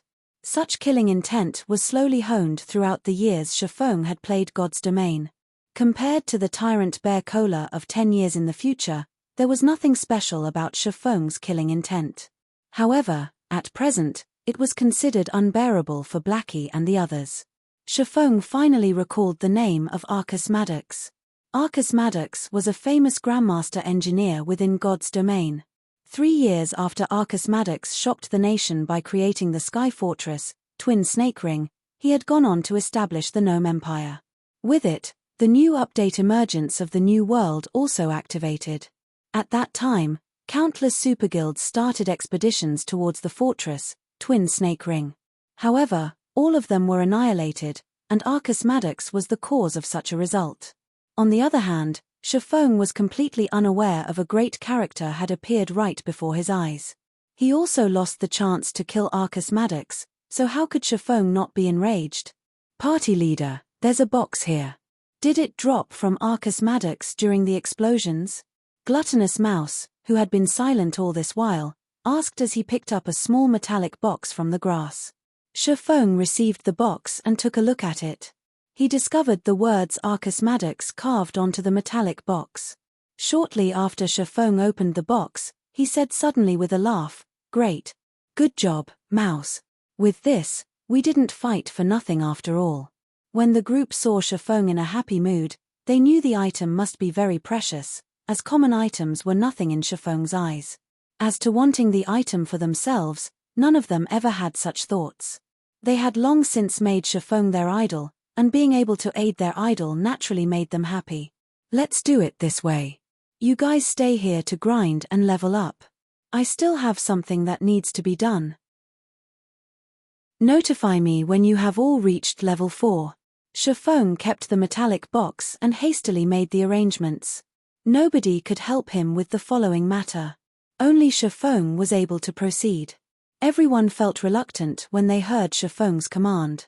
However, hearing Shifeng have plans for them after they reached level 4, their anticipation grew as they abided Shifeng's arrangements. Subsequently, Shifeng left the deeper regions of the Dark Moon Valley. The party had Blackie's AoE skill. Killing 7 or 8 gnomes at a time was no problem at all, and their leveling speed was at least 2 or 3 times faster than the other parties. On the other hand, what Shifeng needed to do was to utilize this metallic box, and to forward the first step of his plans in God's domain. Chapter 39, Philosopher's Stone. Chapter 39, Philosopher's Stone. After leaving the Dark Moon Valley, Shifeng rushed towards Scarlet Lake. He had also activated gravity liberation to save more time. The players on their way to the Dark Moon Valley saw Shifeng speeding past them like a gale of wind. His speed was shockingly fast, and his figure was just a blur. Who is that person? Which assassin is he? His speed is so fast. No, look at his waist. That's a sword hanging there, not a dagger. He should be a swordsman. Crap. Are the current swordsmen that OP? The widely spread rumor on the forums stated that a mysterious swordsman killed the mayor of Red Leaf Town. There was also a powerful swordsman at the Deathly Forest that received an invitation from the Snow Goddess. I would have played as a swordsman if I had known about this earlier. Say, do you think they're the same person? Definitely not. I saw the swordsman that killed the mayor. That male swordsman was as big as a black bear. His arms alone were thicker than our thighs. He had forcefully killed that level 15 mayor. The players passing by started a discussion as they watched Shifeng depart. They were inwardly speechless towards the swordsman job. They should have played as swordsmen if there was such a powerful job. However, it was too late now. Shifeng might have laughed it off if he had known their thoughts. There was no strongest job in God's domain, only the strongest player. Shifeng ran for over 2 hours through the vast plains. He activated gravity liberation over tens of times, escaping the pursuit of high-leveled monsters. He passed through the level 6 map, Wolfman's Ruins, and the level 8 map, Oro Fort, before arriving in the level 10 area, Scarlet Lake. Scarlet Lake was the playground of level 10 water elementals and little fishmen. Watching from a high location, Shifeng could see groups of little fishmen patrolling. The closer it was to the Scarlet Lake, the more there were of little fishmen. The central region of the Scarlet Lake was the nest of the little fishmen, whereas annoying water elementals filled the water of the lake. Due to the densely packed and large number of monsters in the Scarlet Lake, the little fishman's curse skill was extremely horrendous. It could absorb a player's attributes and turned it into their own. The longer they fought, the stronger they would become. They were extremely hard to kill. Including the fact that there were no quests here, there were rarely any players who would willingly come here to level up. However, Shifeng had to enter into the deeper regions of the Scarlet Lake. The metal box dropped by Arcus Maddox was extremely precious. If Arcus Maddox were to know it fell into Shifeng's hands, he would most likely bleed out in rage. There was a treasure map inside the box, and the treasure it hid was located at Scarlet Lake. Shifeng had played God's domain for over 10 years now. He had done extensive research regarding the history of God's domain. He truly did not think Arcus Maddox would have this treasure map. It was the record of a heaven-shaking secret. 900 years ago, alchemy master Molotov had created an item with all his effort. Wars were waged between the large countries in God's domain for this item. There were over 10 heroic figures that fought over it. However, this item became lost in the end, its whereabouts unknown. It had become an unsolved mystery in God's domain. Meanwhile, the treasure map in Shifeng's hands, by chance, recorded the location of this item. This item was the Philosopher's Stone. It was a sacred item for alchemy. If alchemists could obtain the Philosopher's Stone, then they would have the ability to transform stone into gold, amassing immense wealth. They would even be able to revive the dead, breaking the alchemy law of equivalent exchange. Who would have thought such a sacred item would be placed in such an unremarkable location as Scarlet Lake? However, the Scarlet Lake was still a dangerous place for Shifeng. After all was said, there was still a gap of 8 levels between Shifeng and the monsters here. With the suppression due to levels, Shifeng was not an opponent for the level 10 monsters, not to mention the attribute-stealing little fishmen. However, Shifeng could not help but take the risk. The earlier he obtained the Philosopher's Stone, the earlier his heart could be at ease. If he waited until he was level 7 or 8, someone else might claim the item. He wouldn't even be able to feel regret when that time came. Shifeng took out the metal box from his bag, carefully taking out the treasure map within it. He started researching it in detail. The marking on the treasure map was very clear. The treasure was located directly below the little fishman's nest. However, how would Shifeng be able to circle around all these little fishmen? The problem with the water elementals also needed to be solved. Although water elementals had low HP, they had a 60% immunity to physical attacks. They also had a movement speed reduction skill, so they were a headache for melee players. After observing for half an hour, Shifeng discovered that the little fishmen were not always on patrol. They would eventually take a break. Also, these little fishmen were only active by the lake's shores. They hardly ever entered the water, because once they entered it, their movement speed would sharply reduce by 60%. Shifeng could use this short rest period to rush into the lake, and once he was in it, the little fishmen would not be able to chase after him. As for the water elementals under the water, Shifeng could use the doppelganger of Phantom Kill to lure them away. Then, he could swim to the cavern below the little fishman's nest. If Shifeng did not operate through his plan properly, he would definitely die. If he died, his losses would not be minor. It was not the experience loss that was a problem, however. With his advantage as a reincarnated person, Shifeng could quickly recuperate the experience he lost. Only, he would be sent back to the town after dying once, and the time he would waste by returning here was just too much. 10 more seconds. Shifeng watched the patrolling little fishmen, his heart estimating the time for him to sprint out. Time passed second after second. A group of patrolling fishmen watched their surroundings. After discovering nothing out of the ordinary, they entered a small wooden hut by the lake to rest, emptying the land by the lake. With all his might, Shifeng dashed towards the shore. When Shifeng was about 30 yards away from the lake, another group of patrolling fishmen discovered Shifeng. They immediately sounded out an alarm, their hands wielding short swords as they rushed toward Shifeng. When faced with 4 level 10 little fishmen, as powerful as Shifeng was, he was not their match. Shifeng's only hope was to jump into the water. However, the little fishmen were very quick, taking only a short moment to catch up to Shifeng. They waved their short swords, slashing them at Shifeng's back. Shifeng knew he could not outrun the fishmen. He turned around and used Abyssal Bind on one of them, then continued by using Parry to block another one of his attackers. As a result, Shifeng stopped the other little fishmen from moving forward. Using the power behind the fishman's attack, Shifeng managed to pull away a distance of over 3 yards. He activated gravity liberation and then jumped onto the lake. However, the other little fishmen were quick to catch up, jumping into the lake after Shifeng as well. Plop! 4 little fishmen fell into the water. Shifeng, however, was madly running above the lake's surface. Walking on water was a skill that could only be activated after agility reached 80 points. However, Shifeng had the ring of gravity. As a result, his body had reached a state of near weightlessness after activating gravity liberation. Including his agility that was over 30 points, he, too, could move on the water's surface. His speed would not be reduced by the water. In a few moments, Shifeng had shaken off the unyielding little fishmen.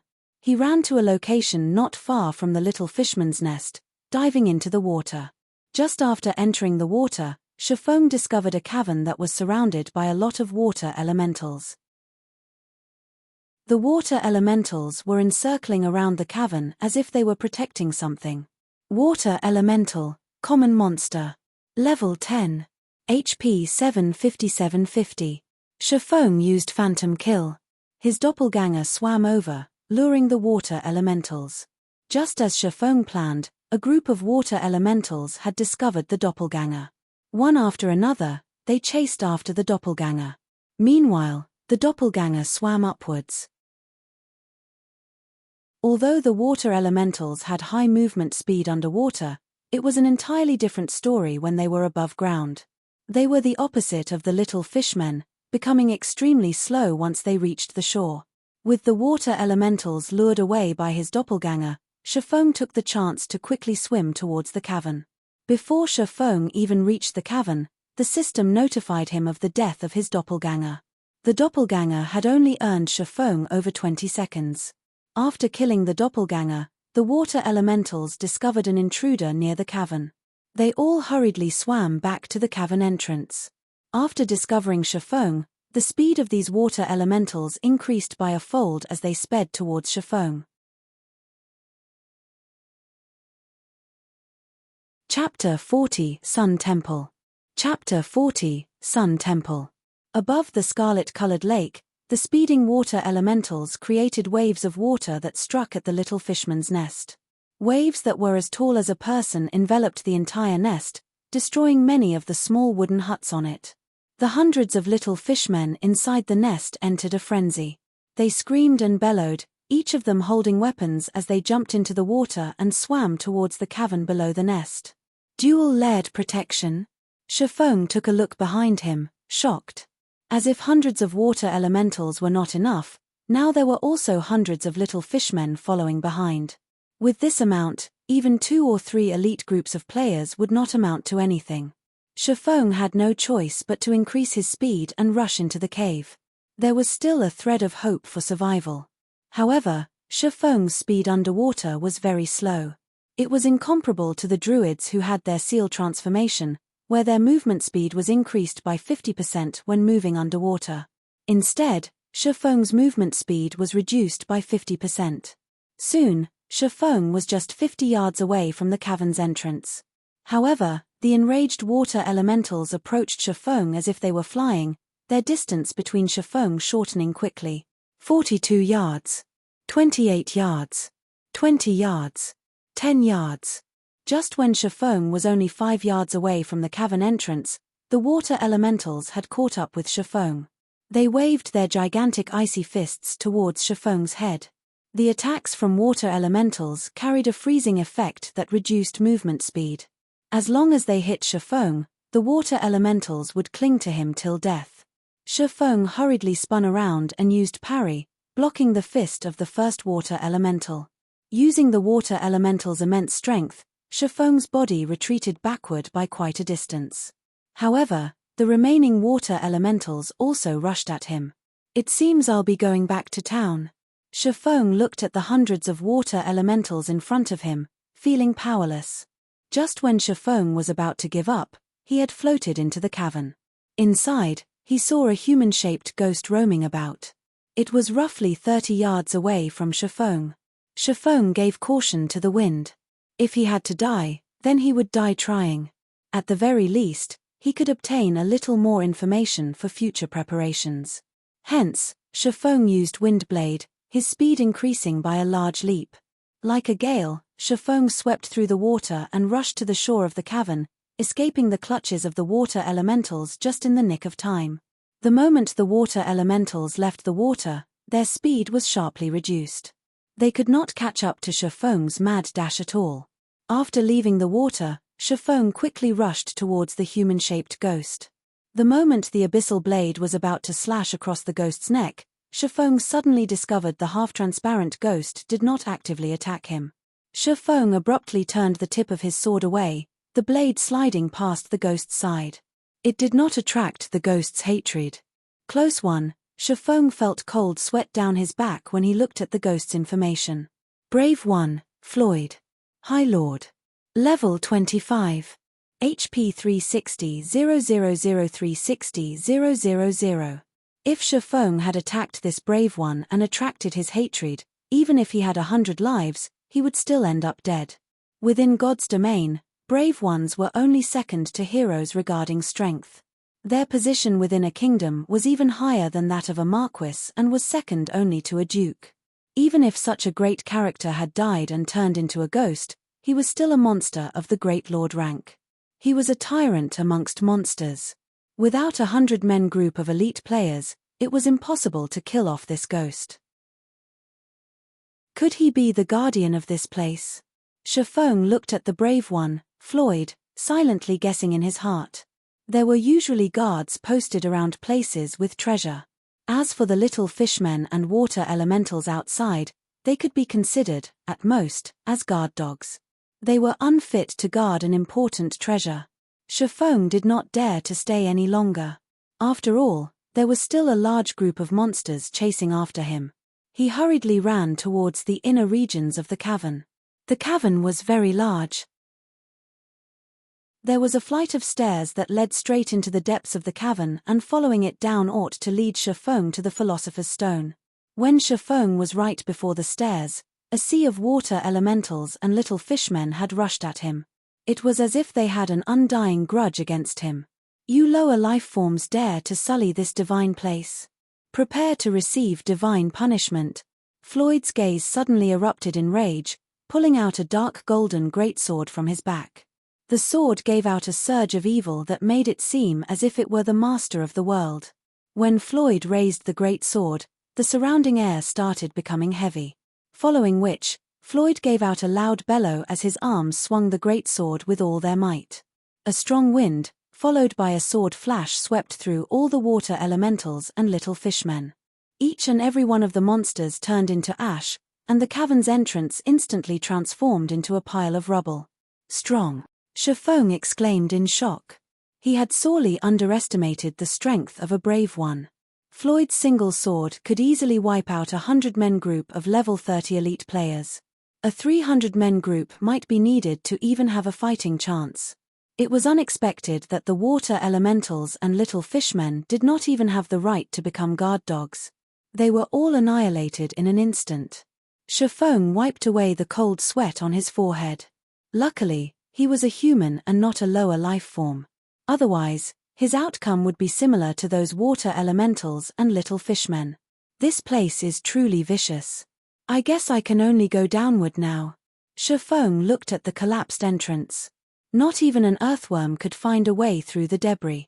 The stairs that led down were spiral-shaped. The rocky walls surrounding it were also enchanted with a kind of light-based magic, brightening the entire stairwell. However, this stairwell was extremely long. Fortunately, there were no dangers here.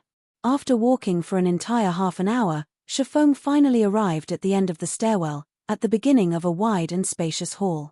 The hall was about the size of an entire football field, and it looked similar to a shrine of sorts. Made out of gold and jade, the two sides of the hall were carved with an abundance of illustrations and texts. There was also an altar at the deepest part of the shrine. Above the altar was a treasure chest made of pure gold. On each side of the treasure chest, there were two statues made of gold, both of them holding a greatsword in their hands. System: player has discovered the Sun Temple. Sun Temple? It was the first time Shifeng had heard this name. In his previous life, there was no information on the Sun Temple. It might have been because no player had activated it before, so there was no information about it on the official website. However, looking at the situation, it should be very dangerous. However, Shifeng couldn't care less about it as he walked towards the golden altar. His target was the Philosopher's Stone, and the golden chest before his eyes should be holding the item. The moment Shifeng stepped onto the altar, he clearly felt a chill permeating his body. The chilliness came from the two gigantic golden statues. Shifeng did not know what sort of consequences there would be if he continued onwards to retrieve the Philosopher's Stone. However, he no longer had any choice. The cavern's entrance had already been sealed off, so he could only decide after grabbing the Philosopher's Stone. Shifeng slowly opened the golden treasure chest. Golden rays of light leaked out from the chest, illuminating the entire temple. Subsequently, the golden rays started to fade, revealing 3 items inside the chest. Shifeng pocketed the items with zero hesitation. Crap, how could the Philosopher's Stone end up in such a state? Shifeng looked at the thumb-sized blood-red stone, feeling extremely disappointed. Philosopher's Stone, damaged. Epic rank special item, dropped after death. A sacred item for alchemy, the Philosopher's Stone can be used to turn stone into gold, revive the dead, and has many more unfathomable uses. However, the Philosopher's Stone was damaged and broken into 5 pieces by the Sword Emperor, Knight. Nevertheless, the Philosopher's Stone possesses immense strength. As long as the 5 pieces are gathered, it will be able to recover all of its strength. Active effect: due to being damaged, the Philosopher's Stone possesses less than 1/10 of its original strength. It is only possible to use it for alchemy conversion and elemental refinement. Although the effects were greatly reduced, Shifeng was still satisfied with it. These 2 abilities would enable Shifeng to accomplish a lot. As for the remaining 2 items, one of them was the Golden Greatsword, a level 10 fine gold weapon. The other item was an instantaneous movement magic scroll. A great treasure indeed. Shifeng looked at the Golden Greatsword in his hands with extreme excitement. Aside from magic weapons, it was the best item a level 10 player could have. If a level 10 player were to equip this great sword, they could definitely become invincible amongst players of the same level. At this moment the 2 statues by the side shook. Their eyes released a red glow, locking their sights on Shifeng. Shifeng used the instantaneous movement magic scroll without hesitation. Golden-colored magical seals suddenly wrapped around Shifeng. The spell on the magic scroll had a cast time of 3 seconds, and it was capable of sending the player to a selected location. This magic scroll was extremely precious. Although there were only a few copies of it in the entire God's domain, dying in this place was a much greater loss to Shifeng. Just as Shifeng was about to be slashed by the golden statues, he vanished from the temple.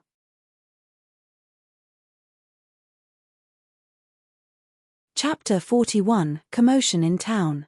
Chapter 41, Commotion in Town. Red Leaf Town, Fountain Plaza. The entire plaza was dyed crimson by the setting sun. There were quite a lot of lifestyle players setting up food stalls and selling snacks that were unique to God's domain. These snacks tasted delicious, and they were much better than the delicacies in real life. Also, their selling price was just 2 or 3 coppers. It was truly a bargain. Many players would come here to rest and taste the delicacies of God's domain after a day's worth of hard-fought battles. After all, they could only earn tens of coppers in a single day, and after deducting the expended costs, they would only be left with slightly over 10 coppers. So, giving them a treat should not be a problem. There were quite a few couples sitting on the stone benches, chatting. They ate the food they bought as they enjoyed a lovely time. Suddenly, every player in Red Leaf Town received a system announcement. System: a player has triggered a special storyline. Insurrection of the Little Fishmen has been activated. An expedition quest has been activated in Red Leaf Town. Players can now receive the expedition quest from the Adventurers Guild. Completing the expedition quest will reward players with bountiful rewards and guild reputation. All the players were shocked. In Red Leaf Town, a place where quests were extremely rare, there was actually an expedition quest. Moreover, the rewards were great. It was truly unimaginable. Who was the awesome person that actually triggered a special storyline? The player who achieved this feat attracted the attention of every player in Red Leaf Town. Everyone wondered what great rewards this player gained for activating the storyline. After all, activating a storyline was definitely a rare occurrence. So, how could the rewards be few? Quite a lot of players started having their own wicked thoughts. They wanted to kill off the player who activated the storyline quest. Unfortunately, the system announcement did not reveal the player's name. Compared to the average players, the various large guilds were in a state of turmoil. At this stage of the game, aside from clearing dungeons, There was not a single quest that was capable of increasing guild reputation. A guild required guild reputation to level up. As long as their guild could reach level 2 a step earlier, they would be able to obtain the corresponding guild benefits, creating a large advantage over the other guilds. Currently, the other towns surrounding Scarlet River also received the same system announcement. It wasn't just Red Leaf Town. All of the large guilds began strategizing a plan for their crusade against the Little Fishmen. Meanwhile, Shifeng, who was the cause of all this commotion, currently sat inside the auction house. The auction house was a very convenient place. The items placed on auction by players were not just limited to Red Leaf Town, they could be seen and bought in the hundreds of towns and small cities under the influence of White River City. However, the auction house was very cunning. They charged a 5% handling fee for all items auctioned, so the items there are usually very expensive. However, the auction house was unquestionably the best place for players to sell certain items anonymously. Also, it had been quite some time since God's Domain started. The players had already amassed quite an amount of coins, and the large guilds should have already piled up a lot of funding. If Shifeng were to set up a stall in Red Leaf Town, not only would he attract attention, he might also be targeted by people like Flaming Tiger. More importantly, the reason Shifeng chose the auction house was that there were too few players in Red Leaf Town who could afford the items he planned to sell. However, it was a different story if there were hundreds of towns competing for them. Hence, Shifeng placed a mysterious iron plate armor on the auction house, setting its base price at 25 silver coins. Then, he placed 5 pieces of bronze equipment, with the base price of the plate armor at 3 silver coins, and the others at 2 silver coins. As for the level 10 fine gold great sword, the result of placing it on auction would be too terrifying to imagine. This weapon was worth at least 2 gold coins, which was the equivalent of 200 silver coins. Currently, even 1 silver coin was extremely precious, so who would be able to even afford the weapon? Following which, Shifeng searched his bag via the half-transparent screen. Initially, players were gifted with a bag that had 100 slots. However, it was far from enough for Shifeng. Every player could equip a maximum of 7 bags. So, Shifeng immediately bought 6 of the largest bags currently available. Each of the bags had 25 slots, and each sold for 40 copper coins. 6 bags meant 240 copper coins. Such an amount was definitely unaffordable to normal players, but it was just a small sum to Shifeng. Shifeng's storage space increased by a lot after equipping the 6 bags. Afterward, Shifeng left the auction house and set up a stall not far from it. He was not the least bit interested with the storyline quest he triggered. He would not fight over the rewards with the others. He already had his fill, so it was only proper for the others to have the leftovers. Buying magic essences and stones in bulk. A stack 2 of magic essences for 6 coppers, a stack of stones for 10 coppers. Shifeng loudly shouted. At this stage of the game, magic essences were some of the materials needed to practice enchanting, whereas stones were one of the building materials engineers needed. However, many level 0 to level 3 monsters would drop these materials when killed, so they were barely worth anything. The materials the many guilds obtained were also sufficient to supply their own lifestyle players, so they would never buy any of them. As for normal players, they would only occasionally buy these materials. However, there was still an ocean of players that did not know how to deal with these materials. They would usually sell these materials to NPCs at a low price. A stack of 20 bottles of magic essence sold for 5 coppers, and a stack of 100 stones sold for 9 coppers. Shifeng bought them at a price of 1 copper coin higher, so there were quite a lot of players who were willing to sell their materials to him. An extra copper per stack would still be quite a significant income. Magic essence was one of the required materials to make the garrison armor. Besides that, large amounts of copper ore and bronze ore were also needed. These ores were scarcely available, and all the large guilds bought them in bulk. Unfortunately, it was very difficult to get a hold of them. Shifeng also originally planned to grind for ore. However, now that he had the Philosopher's Stone, ore was no longer a problem. The Philosopher's Stone could carry out elemental refinement. That meant it could refine stone. There was a great chance to obtain ore, even rare ore. There was absolutely no need for Shifeng to personally grind for them, he could just buy them at an extremely low price. Because of this, tens of thousands of players had effectively become Shifeng's laborers. Very quickly, a large crowd of players had gathered in front of Shifeng. "Big brother, I have 6 stacks of magic essence here. Will you take them? I have 3 stacks of stone, do you want them?" Many players started asking Shifeng, worried that his bag would fill. After all, they just had too many magic essences and stones. There were no players who were willing to buy these materials. However, it was also a shame to just sell them to the NPCs, so the materials just stayed inside their bags. "I'll take all of them.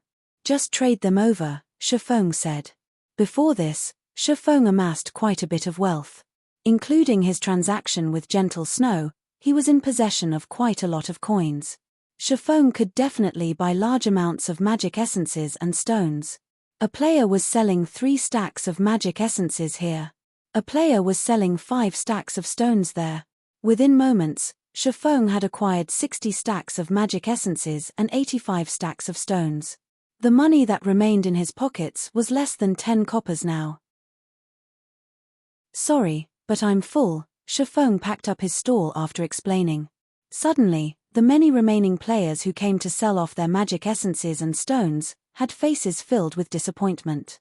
"Big brother, will you still buy them in the future?" a player asked. "I will. However, it will still be a period before I do buy them. You all can save them up for now," Shifeng resolutely said. The amount of magic essences and stones Shifeng just purchased was far from enough for him to become an advanced forging apprentice 3. After leaving the business street, Shifeng arrived at the Forging Association. He paid 5 coppers to rent a basic forging room for 1 hour. Inside the basic forging room, all the equipment needed for forging was provided. Players did not need to buy their own equipment. The intermediate ranked forging room was a lot better. It could increase the success rate of forging by 3%. However, it costs 1 silver per hour to use that room. As for advanced forging rooms, those were not available in small towns. They were only available in cities. However, their prices were extremely staggering. Chapter 42, Elemental Refinement. Chapter 42, Elemental Refinement. Forging Association, inside a forging room. Shifeng took out a stack of stone, placing it on the table. A stack of stone had 100 pieces in total. They immediately filled up the round table, some even fell to the ground. "Time to see how good you actually are," Shifeng smiled as he retrieved the crimson-red Philosopher's Stone. If the Philosopher's Stone were seen by someone else, the consequences Shifeng would face would be immense. Hence, Shifeng rented a forging room. Without his permission, nobody could enter the room. Shifeng took a piece of stone from the table and used the Philosopher's Stone on it. "System, do you wish to use the Philosopher's Stone for elemental refinement?" Shifeng immediately chose yes. Following which, the Philosopher's Stone started emitting a faint red glow. A mysterious power flowed into the stone. Peng! The stone the size of a fist suddenly turned into yellow sand, scattering to the ground. The result was a failure. However, Shifeng revealed a calm smile at the result. It did not perturb him in the slightest. Afterward, he picked up another stone and tried again. All was very precious. A normal copper ore sold for 2 coppers, they were only worth 1 copper coin if sold to an NPC. A stack of 100 copper ore could be sold for 200 copper coins to guilds, and they would still fight over them. Compared to a stack of stone, which only sold for 10 copper coins, copper ore was just too expensive. Elemental refinement extracted the metal element out of the stone. However, some stones did not possess any metal element. So, it was only natural that they turned to sand. Such failures were just too common. Peng! Peng! Peng! There was still no ore after 10 consecutive tries. Shifeng started becoming depressed. The success rate was just too low. Shifeng even started to suspect that these stones were picked from a desert to result in all the yellow sand. Relax, relax. There are still many stones left. Shifeng sucked in a deep breath, reassuring himself. He picked up another piece of stone, trying elemental refinement once more. Peng! This time, the stone still scattered into a pile of sand. However, in the middle of the yellow grains, there was a piece of metal that had a purplish-red luster. It was copper ore. With the first piece of copper ore in his hands, Shifeng let out a relaxed breath. His hands started moving at a faster pace. All the stones above the stone table turned into yellow sand within moments. The stack of stones had yielded a total of 23 pieces of copper ore and 2 pieces of bronze ore. Compared to copper ore, the price of bronze ore was 3 times that of copper ore. They were worth 3 copper coins when sold to NPCs. Due to the rarity of bronze ore, players would buy them at 7 copper coins apiece. Seeing the ores on the table, Shifeng felt the Philosopher's Stone was truly a gold mine. Even if the Philosopher's Stone was currently damaged, it was still out of the ordinary. It was no wonder why many kingdoms were willing to muster up their armies and fight for the Philosopher's Stone. Having the Philosopher's Stone in hand was the equivalent of having a wealthy treasury. At that time, a kingdom would find it hard not to become prosperous. Shifeng kept the ores on the table and brought out another stack of stones. Stack after stack of stones disappeared, whereas the amount of yellow sand had piled up into a small hill. Fortunately, the forging room could be cleaned of rubbish with just a click of a button. After pushing the clean button, the small hill of yellow sand vanished from sight. After spending an hour's time, Shifeng had refined 40 stacks of stones. He had obtained a little over 7 stacks of copper ore and a little over 1 stack of bronze ore. They would be worth over 20 silver coins if Shifeng sold them. Meanwhile, the cost of obtaining these ores were only 4 silver coins. The difference was 5 times the price. It was an absolute profit. Most importantly, ores dropped in very small numbers, so it was impossible to buy them in bulk. Shifeng received a system notification the moment he had left the forging room. System: the violent bear armor you placed at the auction house has been sold. After deducting the procedural fees, 31 silvers 53 coppers have been placed in your bag. System: the dark star boots you placed at the auction house has been sold. After deducting the procedural fees, 3 silvers 21 coppers have been placed in your bag. A series of notifications from the auction house had caused Shifeng's lips into a smile. As expected, the greater the competition, the higher the price would go. Shifeng was very satisfied with the amount the items sold for. He never imagined that a mysterious iron plate armor for shield warriors could actually be sold for over 30 silver coins. It seems there were a lot of wealthy people within the area of influence of White River City. After selling the equipment, Shifeng had suddenly become a wealthy tycoon. With over 50 silver coins in his pockets, even his confidence was different now. Currently, players would still be happy over having 20 to 30 copper coins on their person. Shifeng already possessed more than 50 silver coins. Including the silver coins Gentle Snow owed him, if Shifeng were to sell off the copper ore he had immediately, he would instantly become wealthy with gold. However, he would not sell the ores. These ores were the foundation for Shifeng to earn big money.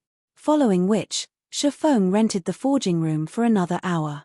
He turned the remaining stones into ores. His luck was better this time around.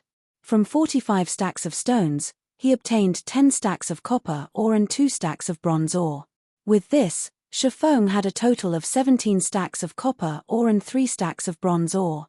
It would be quite some time before Shifeng could use them all up. With money in hand now, Shifeng once more arrived at the central area of the Forging Association, at the administration area. Currently, there were quite a few forger players that were groomed by guilds, renting forging rooms. This is just evil. It actually costs 5 coppers for an hour. My guild just gave me 30 coppers. That's not enough at all. That's considered good already. At least the equipment is all there. Look at the forging equipment. Even the most common required a few silvers. An entire set would cost over 30 silver coins. It's just a blatant rip-off. You still haven't seen the intermediate forging room. It costs 1 silver an hour, but the room only increases your success rate by 3%. Even a first-rate guild would not be able to handle such a price. A few forgers continuously complained. They bitterly detested the prices set by the Forging Association. However, there was also a hint of bragging carried in their voices. After all, they had the support of their guilds, whereas normal players wouldn't even be able to rent a forging room, not to mention increasing their forging levels. Shi Feng circled these players, walking towards the manager of the association, saying, "I want to rent an intermediate forging room. May I know how long you wish to rent it for?" The ashen youth who was the association's manager excitedly asked. Currently, a majority of the adventurers were poor blokes. Every one of them only rented the basic forging rooms, and even then, they rented with unwillingness. So, a great change occurred to the manager's servicing attitude when he was able to see a rich adventurer like Shi Feng. Looking at the time, it was currently morning in the real world. When using the virtual gaming helmet, a person could not stay within God's domain for too long. 2 hours then. Shi Feng said after some thought. "All right, here is your key. That will be a total of 2 silver coins." The manager handed the key over to Shi Feng, smiling. Shi Feng took out 2 shiny silver coins, placing them on the table and turning around to leave. The players who had previously been discussing the deviousness of the Forging Association were all dumbstruck. They even thought they were hallucinating. However, they were indeed silver coins on the table, and not the scarlet-yellow copper coins. "Crap, a tycoon," a male elementalist said in envy. "Brother Tycoon, little sister knows how to warm beds." Another pretty and flirtatious female player winked at Shi Feng, flattering him. "Isn't it just some dirty money? I will definitely become an intermediate forging apprentice a step ahead of him," a male priest said in a sour tone, even though he knew it to be impossible. The facilities of the intermediate forging room were much better than the basic one. On the surface, the room itself only increased the success rate of forging by 3%. However, including the facilities that came with the room, the success rate was increased by at least 5%. To a forger, a difference of 5% success rate was like the difference between heaven and earth. Chapter 43 Book of Forging. Chapter 43 Book of Forging. Shi Feng took the key to the intermediate forging room and went up the second floor, ignoring the flirting young lady. The first floor of the Forging Association only had basic forging rooms, whereas intermediate forging rooms were located on the second floor. When compared to the first floor, there were far fewer people on the second floor. There were only NPCs walking around. Players would not come to this place at all. Also, there were only 20 intermediate forging rooms, unlike the basic rooms, which numbered at 50. Shi Feng entered the intermediate forging room. The room was much larger and refined. The facilities available were also better than the basic room, especially the hammer and flame. These 2 items were not simple at all. Shi Feng held up the silvery white hammer that was placed on the iron-woven felt. 100 refinement hammer, bronze rank. Forging items. When forging, the success rate is increased by 3%. Requirements, strength 4. Just this 100 refinement hammer alone was hard to obtain by players. The best hammers NPCs sold were common hammers. Those hammers did not increase the success rate of forging. As for stealing this 100 refinement hammer, it was an impossible task. Items that belonged to the forging room could not be taken away by players. The flame here was extraordinary as well. Instead of the usual scarlet, yellow color, the flame here burned with a scarlet, green color. It was not a common flame, but a mysterious flame. Shi Feng took a look at its description. Scarlet Devil Flame, Tier 1 Mysterious Flame. Special item, possesses extremely high temperatures. Items smelted with the flame will have higher purity. When refining potions or forging items, there will be a definite increase in success rates. Mysterious flames were rare and powerful flames. These flames had varying strength, and they could be categorized into 9 tiers. The first tier was the weakest, whereas the 9th tier was the strongest. However, even a first-tier mysterious flame was not something that could be easily obtained by players. Due to the mysterious flame's rarity, its price within God's domain was extremely high. Including the fact that both potion making and forging required mysterious flames, the prices of mysterious flames had become even more shocking. There was once a Tier 4 flame that caused tens of first-rate guilds to fight over it. After the death of millions of players, the flame finally ended up in the hands of the world dominators. Not long after, a master potion maker in World Dominators rose to become a Grandmaster potion maker, increasing the influence of the world dominators by a large leap. Shifeng had a great yearning within him when he looked at the burning mysterious flame. It was the thirst of a forger. Just when Shifeng was in deep thought, he suddenly recalled a matter. On the second month of God's Domain's operation, the third-rate guild, Glorious Light, had discovered a Tier 2 mysterious flame, Ice Blue Devil Flame. The flame was found in the 100 Ghosts Forest, and its discovery induced great envy into the other guilds. At that time, there were a lot of lifestyle players who had applied to join Glorious Light, allowing the guild's power to abruptly increase and becoming the tyrant of a small city. However, there were also many guilds who gathered information in secret, wanting to obtain a mysterious flame for themselves. Naturally, Shadow was no exception to this. Shadow had discovered the location and method of obtainment of the mysterious flame from Glorious Light's inner circle. Unfortunately, such mysterious flames only appeared once, never appearing again after they were gone. This discovery caused many guilds to waste their efforts. As he was thinking about the Ice Blue Devil Flame, Shifeng suddenly started having intentions towards this mysterious flame. If he could make it his own, it would definitely be of great help to him in the future when he started his own guild. Moreover, the flame would be of great help in pushing Shifeng to become a true forger. However, Shifeng still needed to hash out a proper plan to obtain the Ice Blue Devil Flame. He needed to prepare many things before he could obtain the flame. Following which, Shifeng took out the garrison armor's forging design. Without wasting time, he immediately chose to learn it. System: you have learned how to forge the garrison armor. Afterward, Shifeng placed all the needed materials onto the stone table. Then, he took out the immensely precious book of forging and started to forge. Shifeng was a basic forging apprentice. His success rate for forging a level 0 common equipment did not exceed 20%, and after a successful forging, there was a 40% chance for him to obtain 1 proficiency point. If Shifeng were to forge the garrison armor, a level 3 bronze equipment, his chance of success would not exceed 5%. Successfully forging a piece of bronze equipment would bring an additional bonus, which was a 100% chance to obtain 2 proficiency points. However, 1,000 proficiency points were needed to become an intermediate forging apprentice. Obtaining such a large amount of points required equally large funding to support it. There was no way for a lifestyle player to support such a large sum of money by themselves. The forgers in guilds all started out by forging common equipment.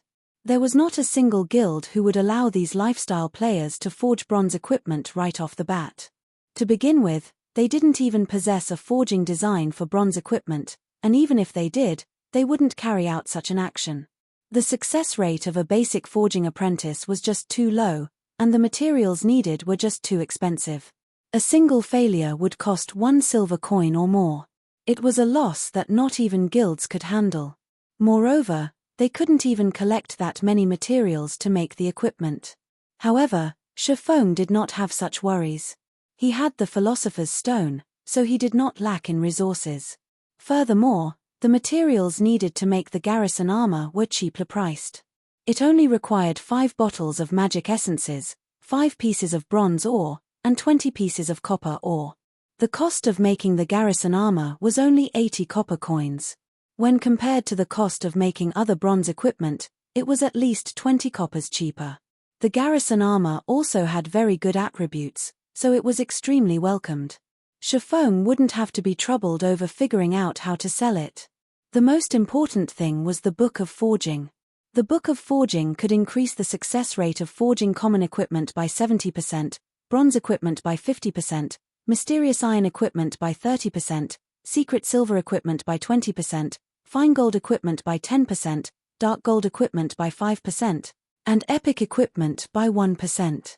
With such attributes, the Book of Forging could allow a player to become a master forger easily and unimpeded. Basic forging apprentices originally had a 20% success rate at forging common equipment.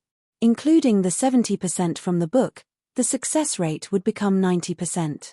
Further including the facilities of the intermediate forging room and removing the possibilities of mistakes, the success rate of making common equipment was 99% or higher. Unless the player was a pig too, failure was impossible. The Book of Forging's frightening abilities could clearly be seen from this. As for the garrison armor, Shifeng had a 5% success rate for making it. Including the 50% from the book, the 3% from the room's facilities, and also the effects of the mysterious flame, Shifeng now had a 60% success rate for making the garrison armor. Not to mention bronze equipment, even if common equipment had a 60% success rate, it would still drive forger players mad. Such a high percentage for success was something unimaginable to forgers. Following which, Shifeng started slowly making the garrison armor according to the forging design's requirements. He first smelted the copper and bronze ore in the fire. After being in the fire for 5 minutes, the ores started to melt and form a lump. Afterward, Shifeng added in the magic essence, letting it burn for another minute before removing the red-hot ore and placing it onto the metal felt. The ore's scorching hot temperature caused Shifeng to sweat. However, Shifeng did not dare be careless, as the following process was the most important part. After finishing the preparations, Shifeng held the 100 refinement hammer and readied it to hammer the fiery ore. Dang! Dang! Dang! Sparks flew in all directions. The hammering sounds echoed throughout the wide forging room. Shifeng struck every hit with careful precision. In his previous life, Shifeng did not learn forging. He only learned the gathering skill. However, he still knew quite a lot about forging.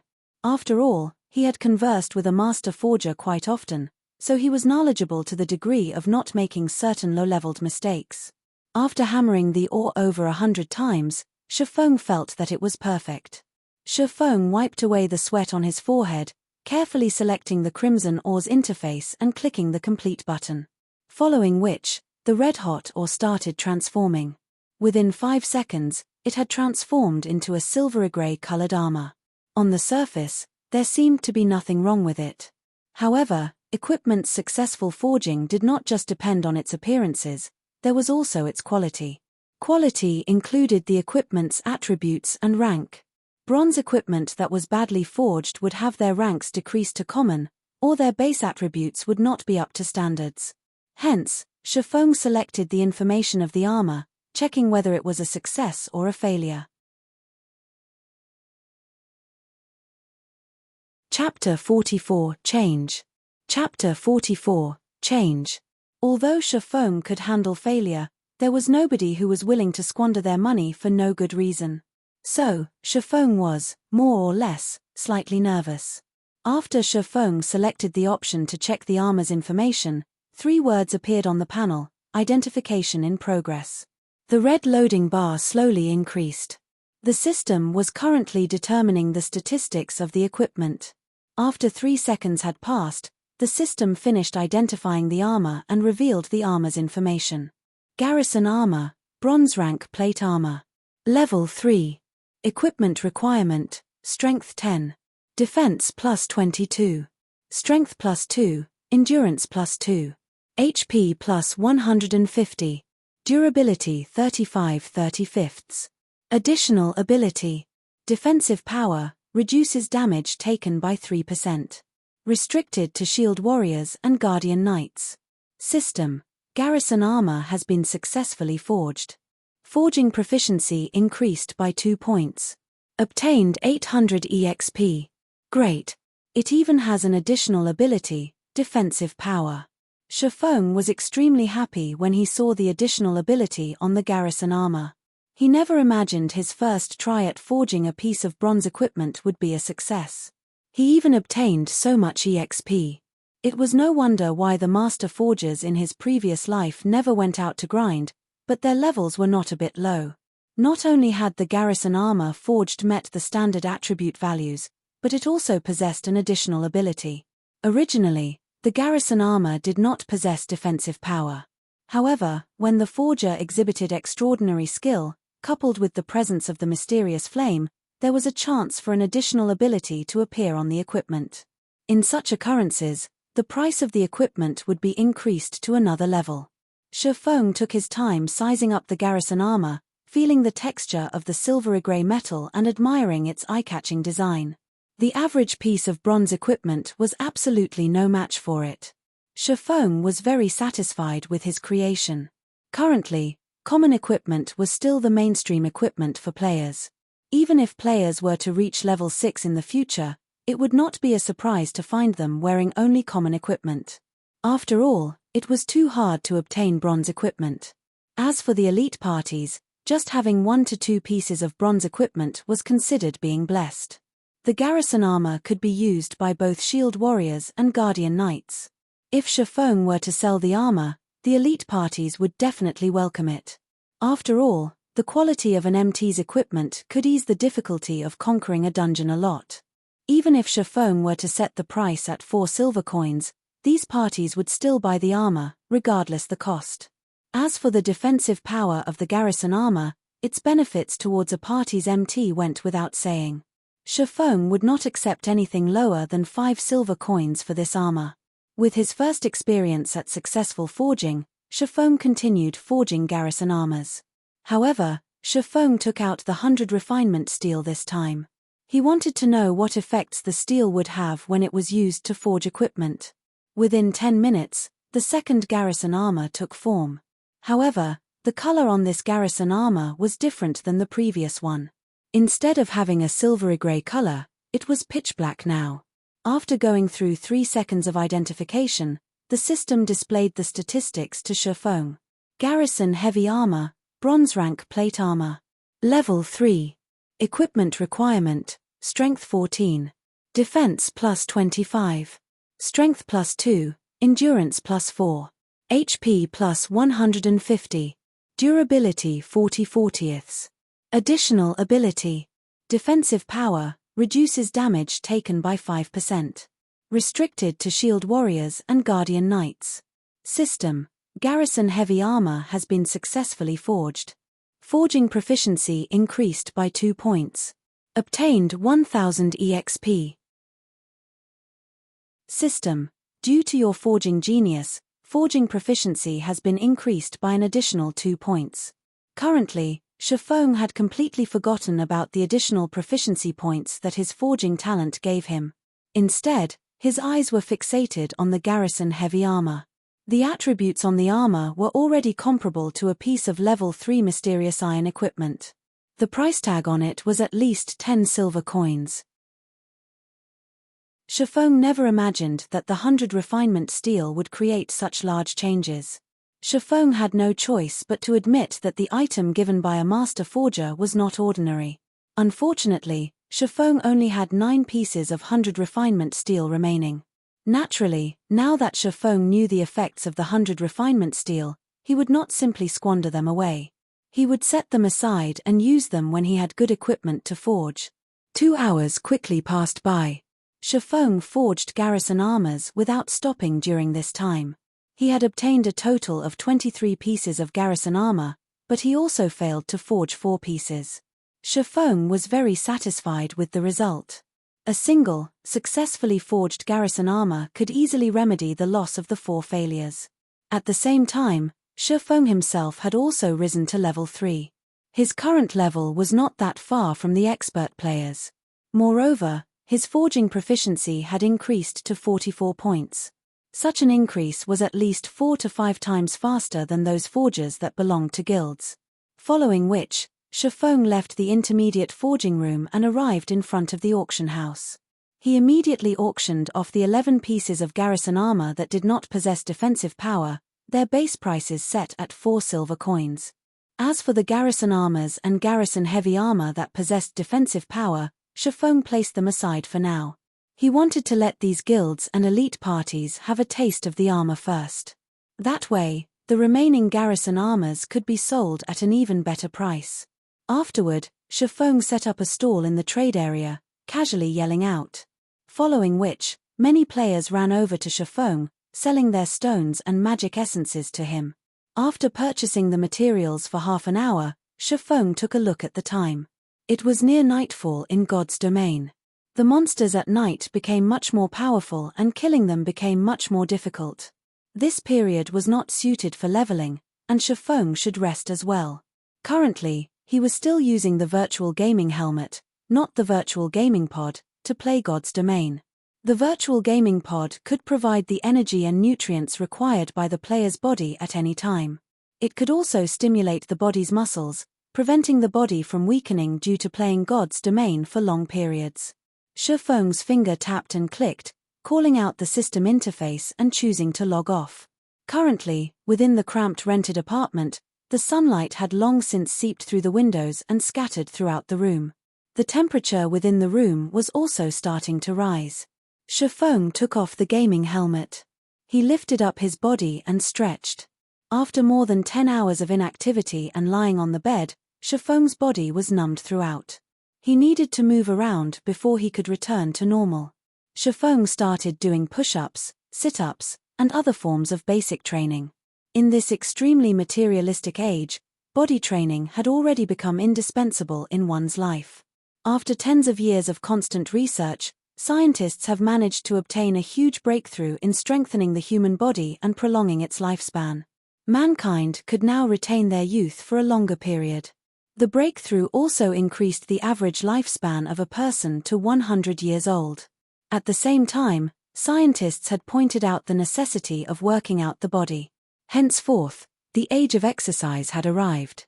In current times, sports tournaments and fighting competitions were the attention of the public eye.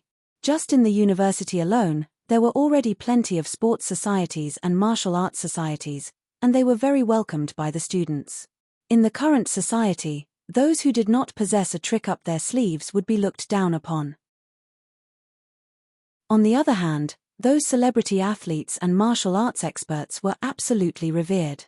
In the university, there was never a lack of beautiful women surrounding the distinguished athletes and students who often participated in mixed martial arts competitions.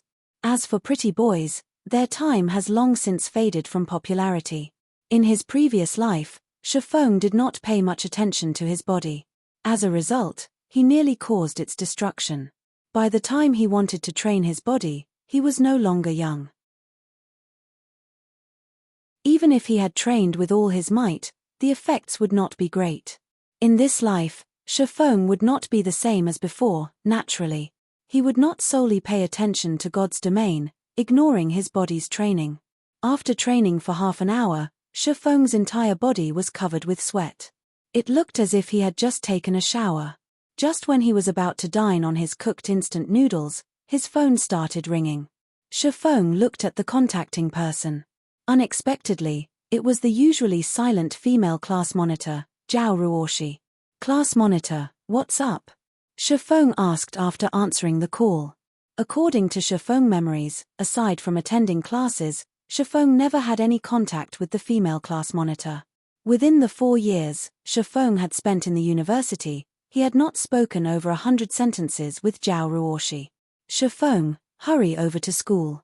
I failed to notify you of this because you do not live in the male dormitories, but now I'm telling you. At 11 o'clock, there will be an important matter being announced at Teaching Block 3, Classroom 401. Shifeng looked towards the electronic clock on his table. It was already 10:30 right now. He answered, "All right, I'll go there immediately." You're tuning in to the Celestial War YouTube channel. Don't forget to subscribe and join us on this journey to catch the most captivating stories,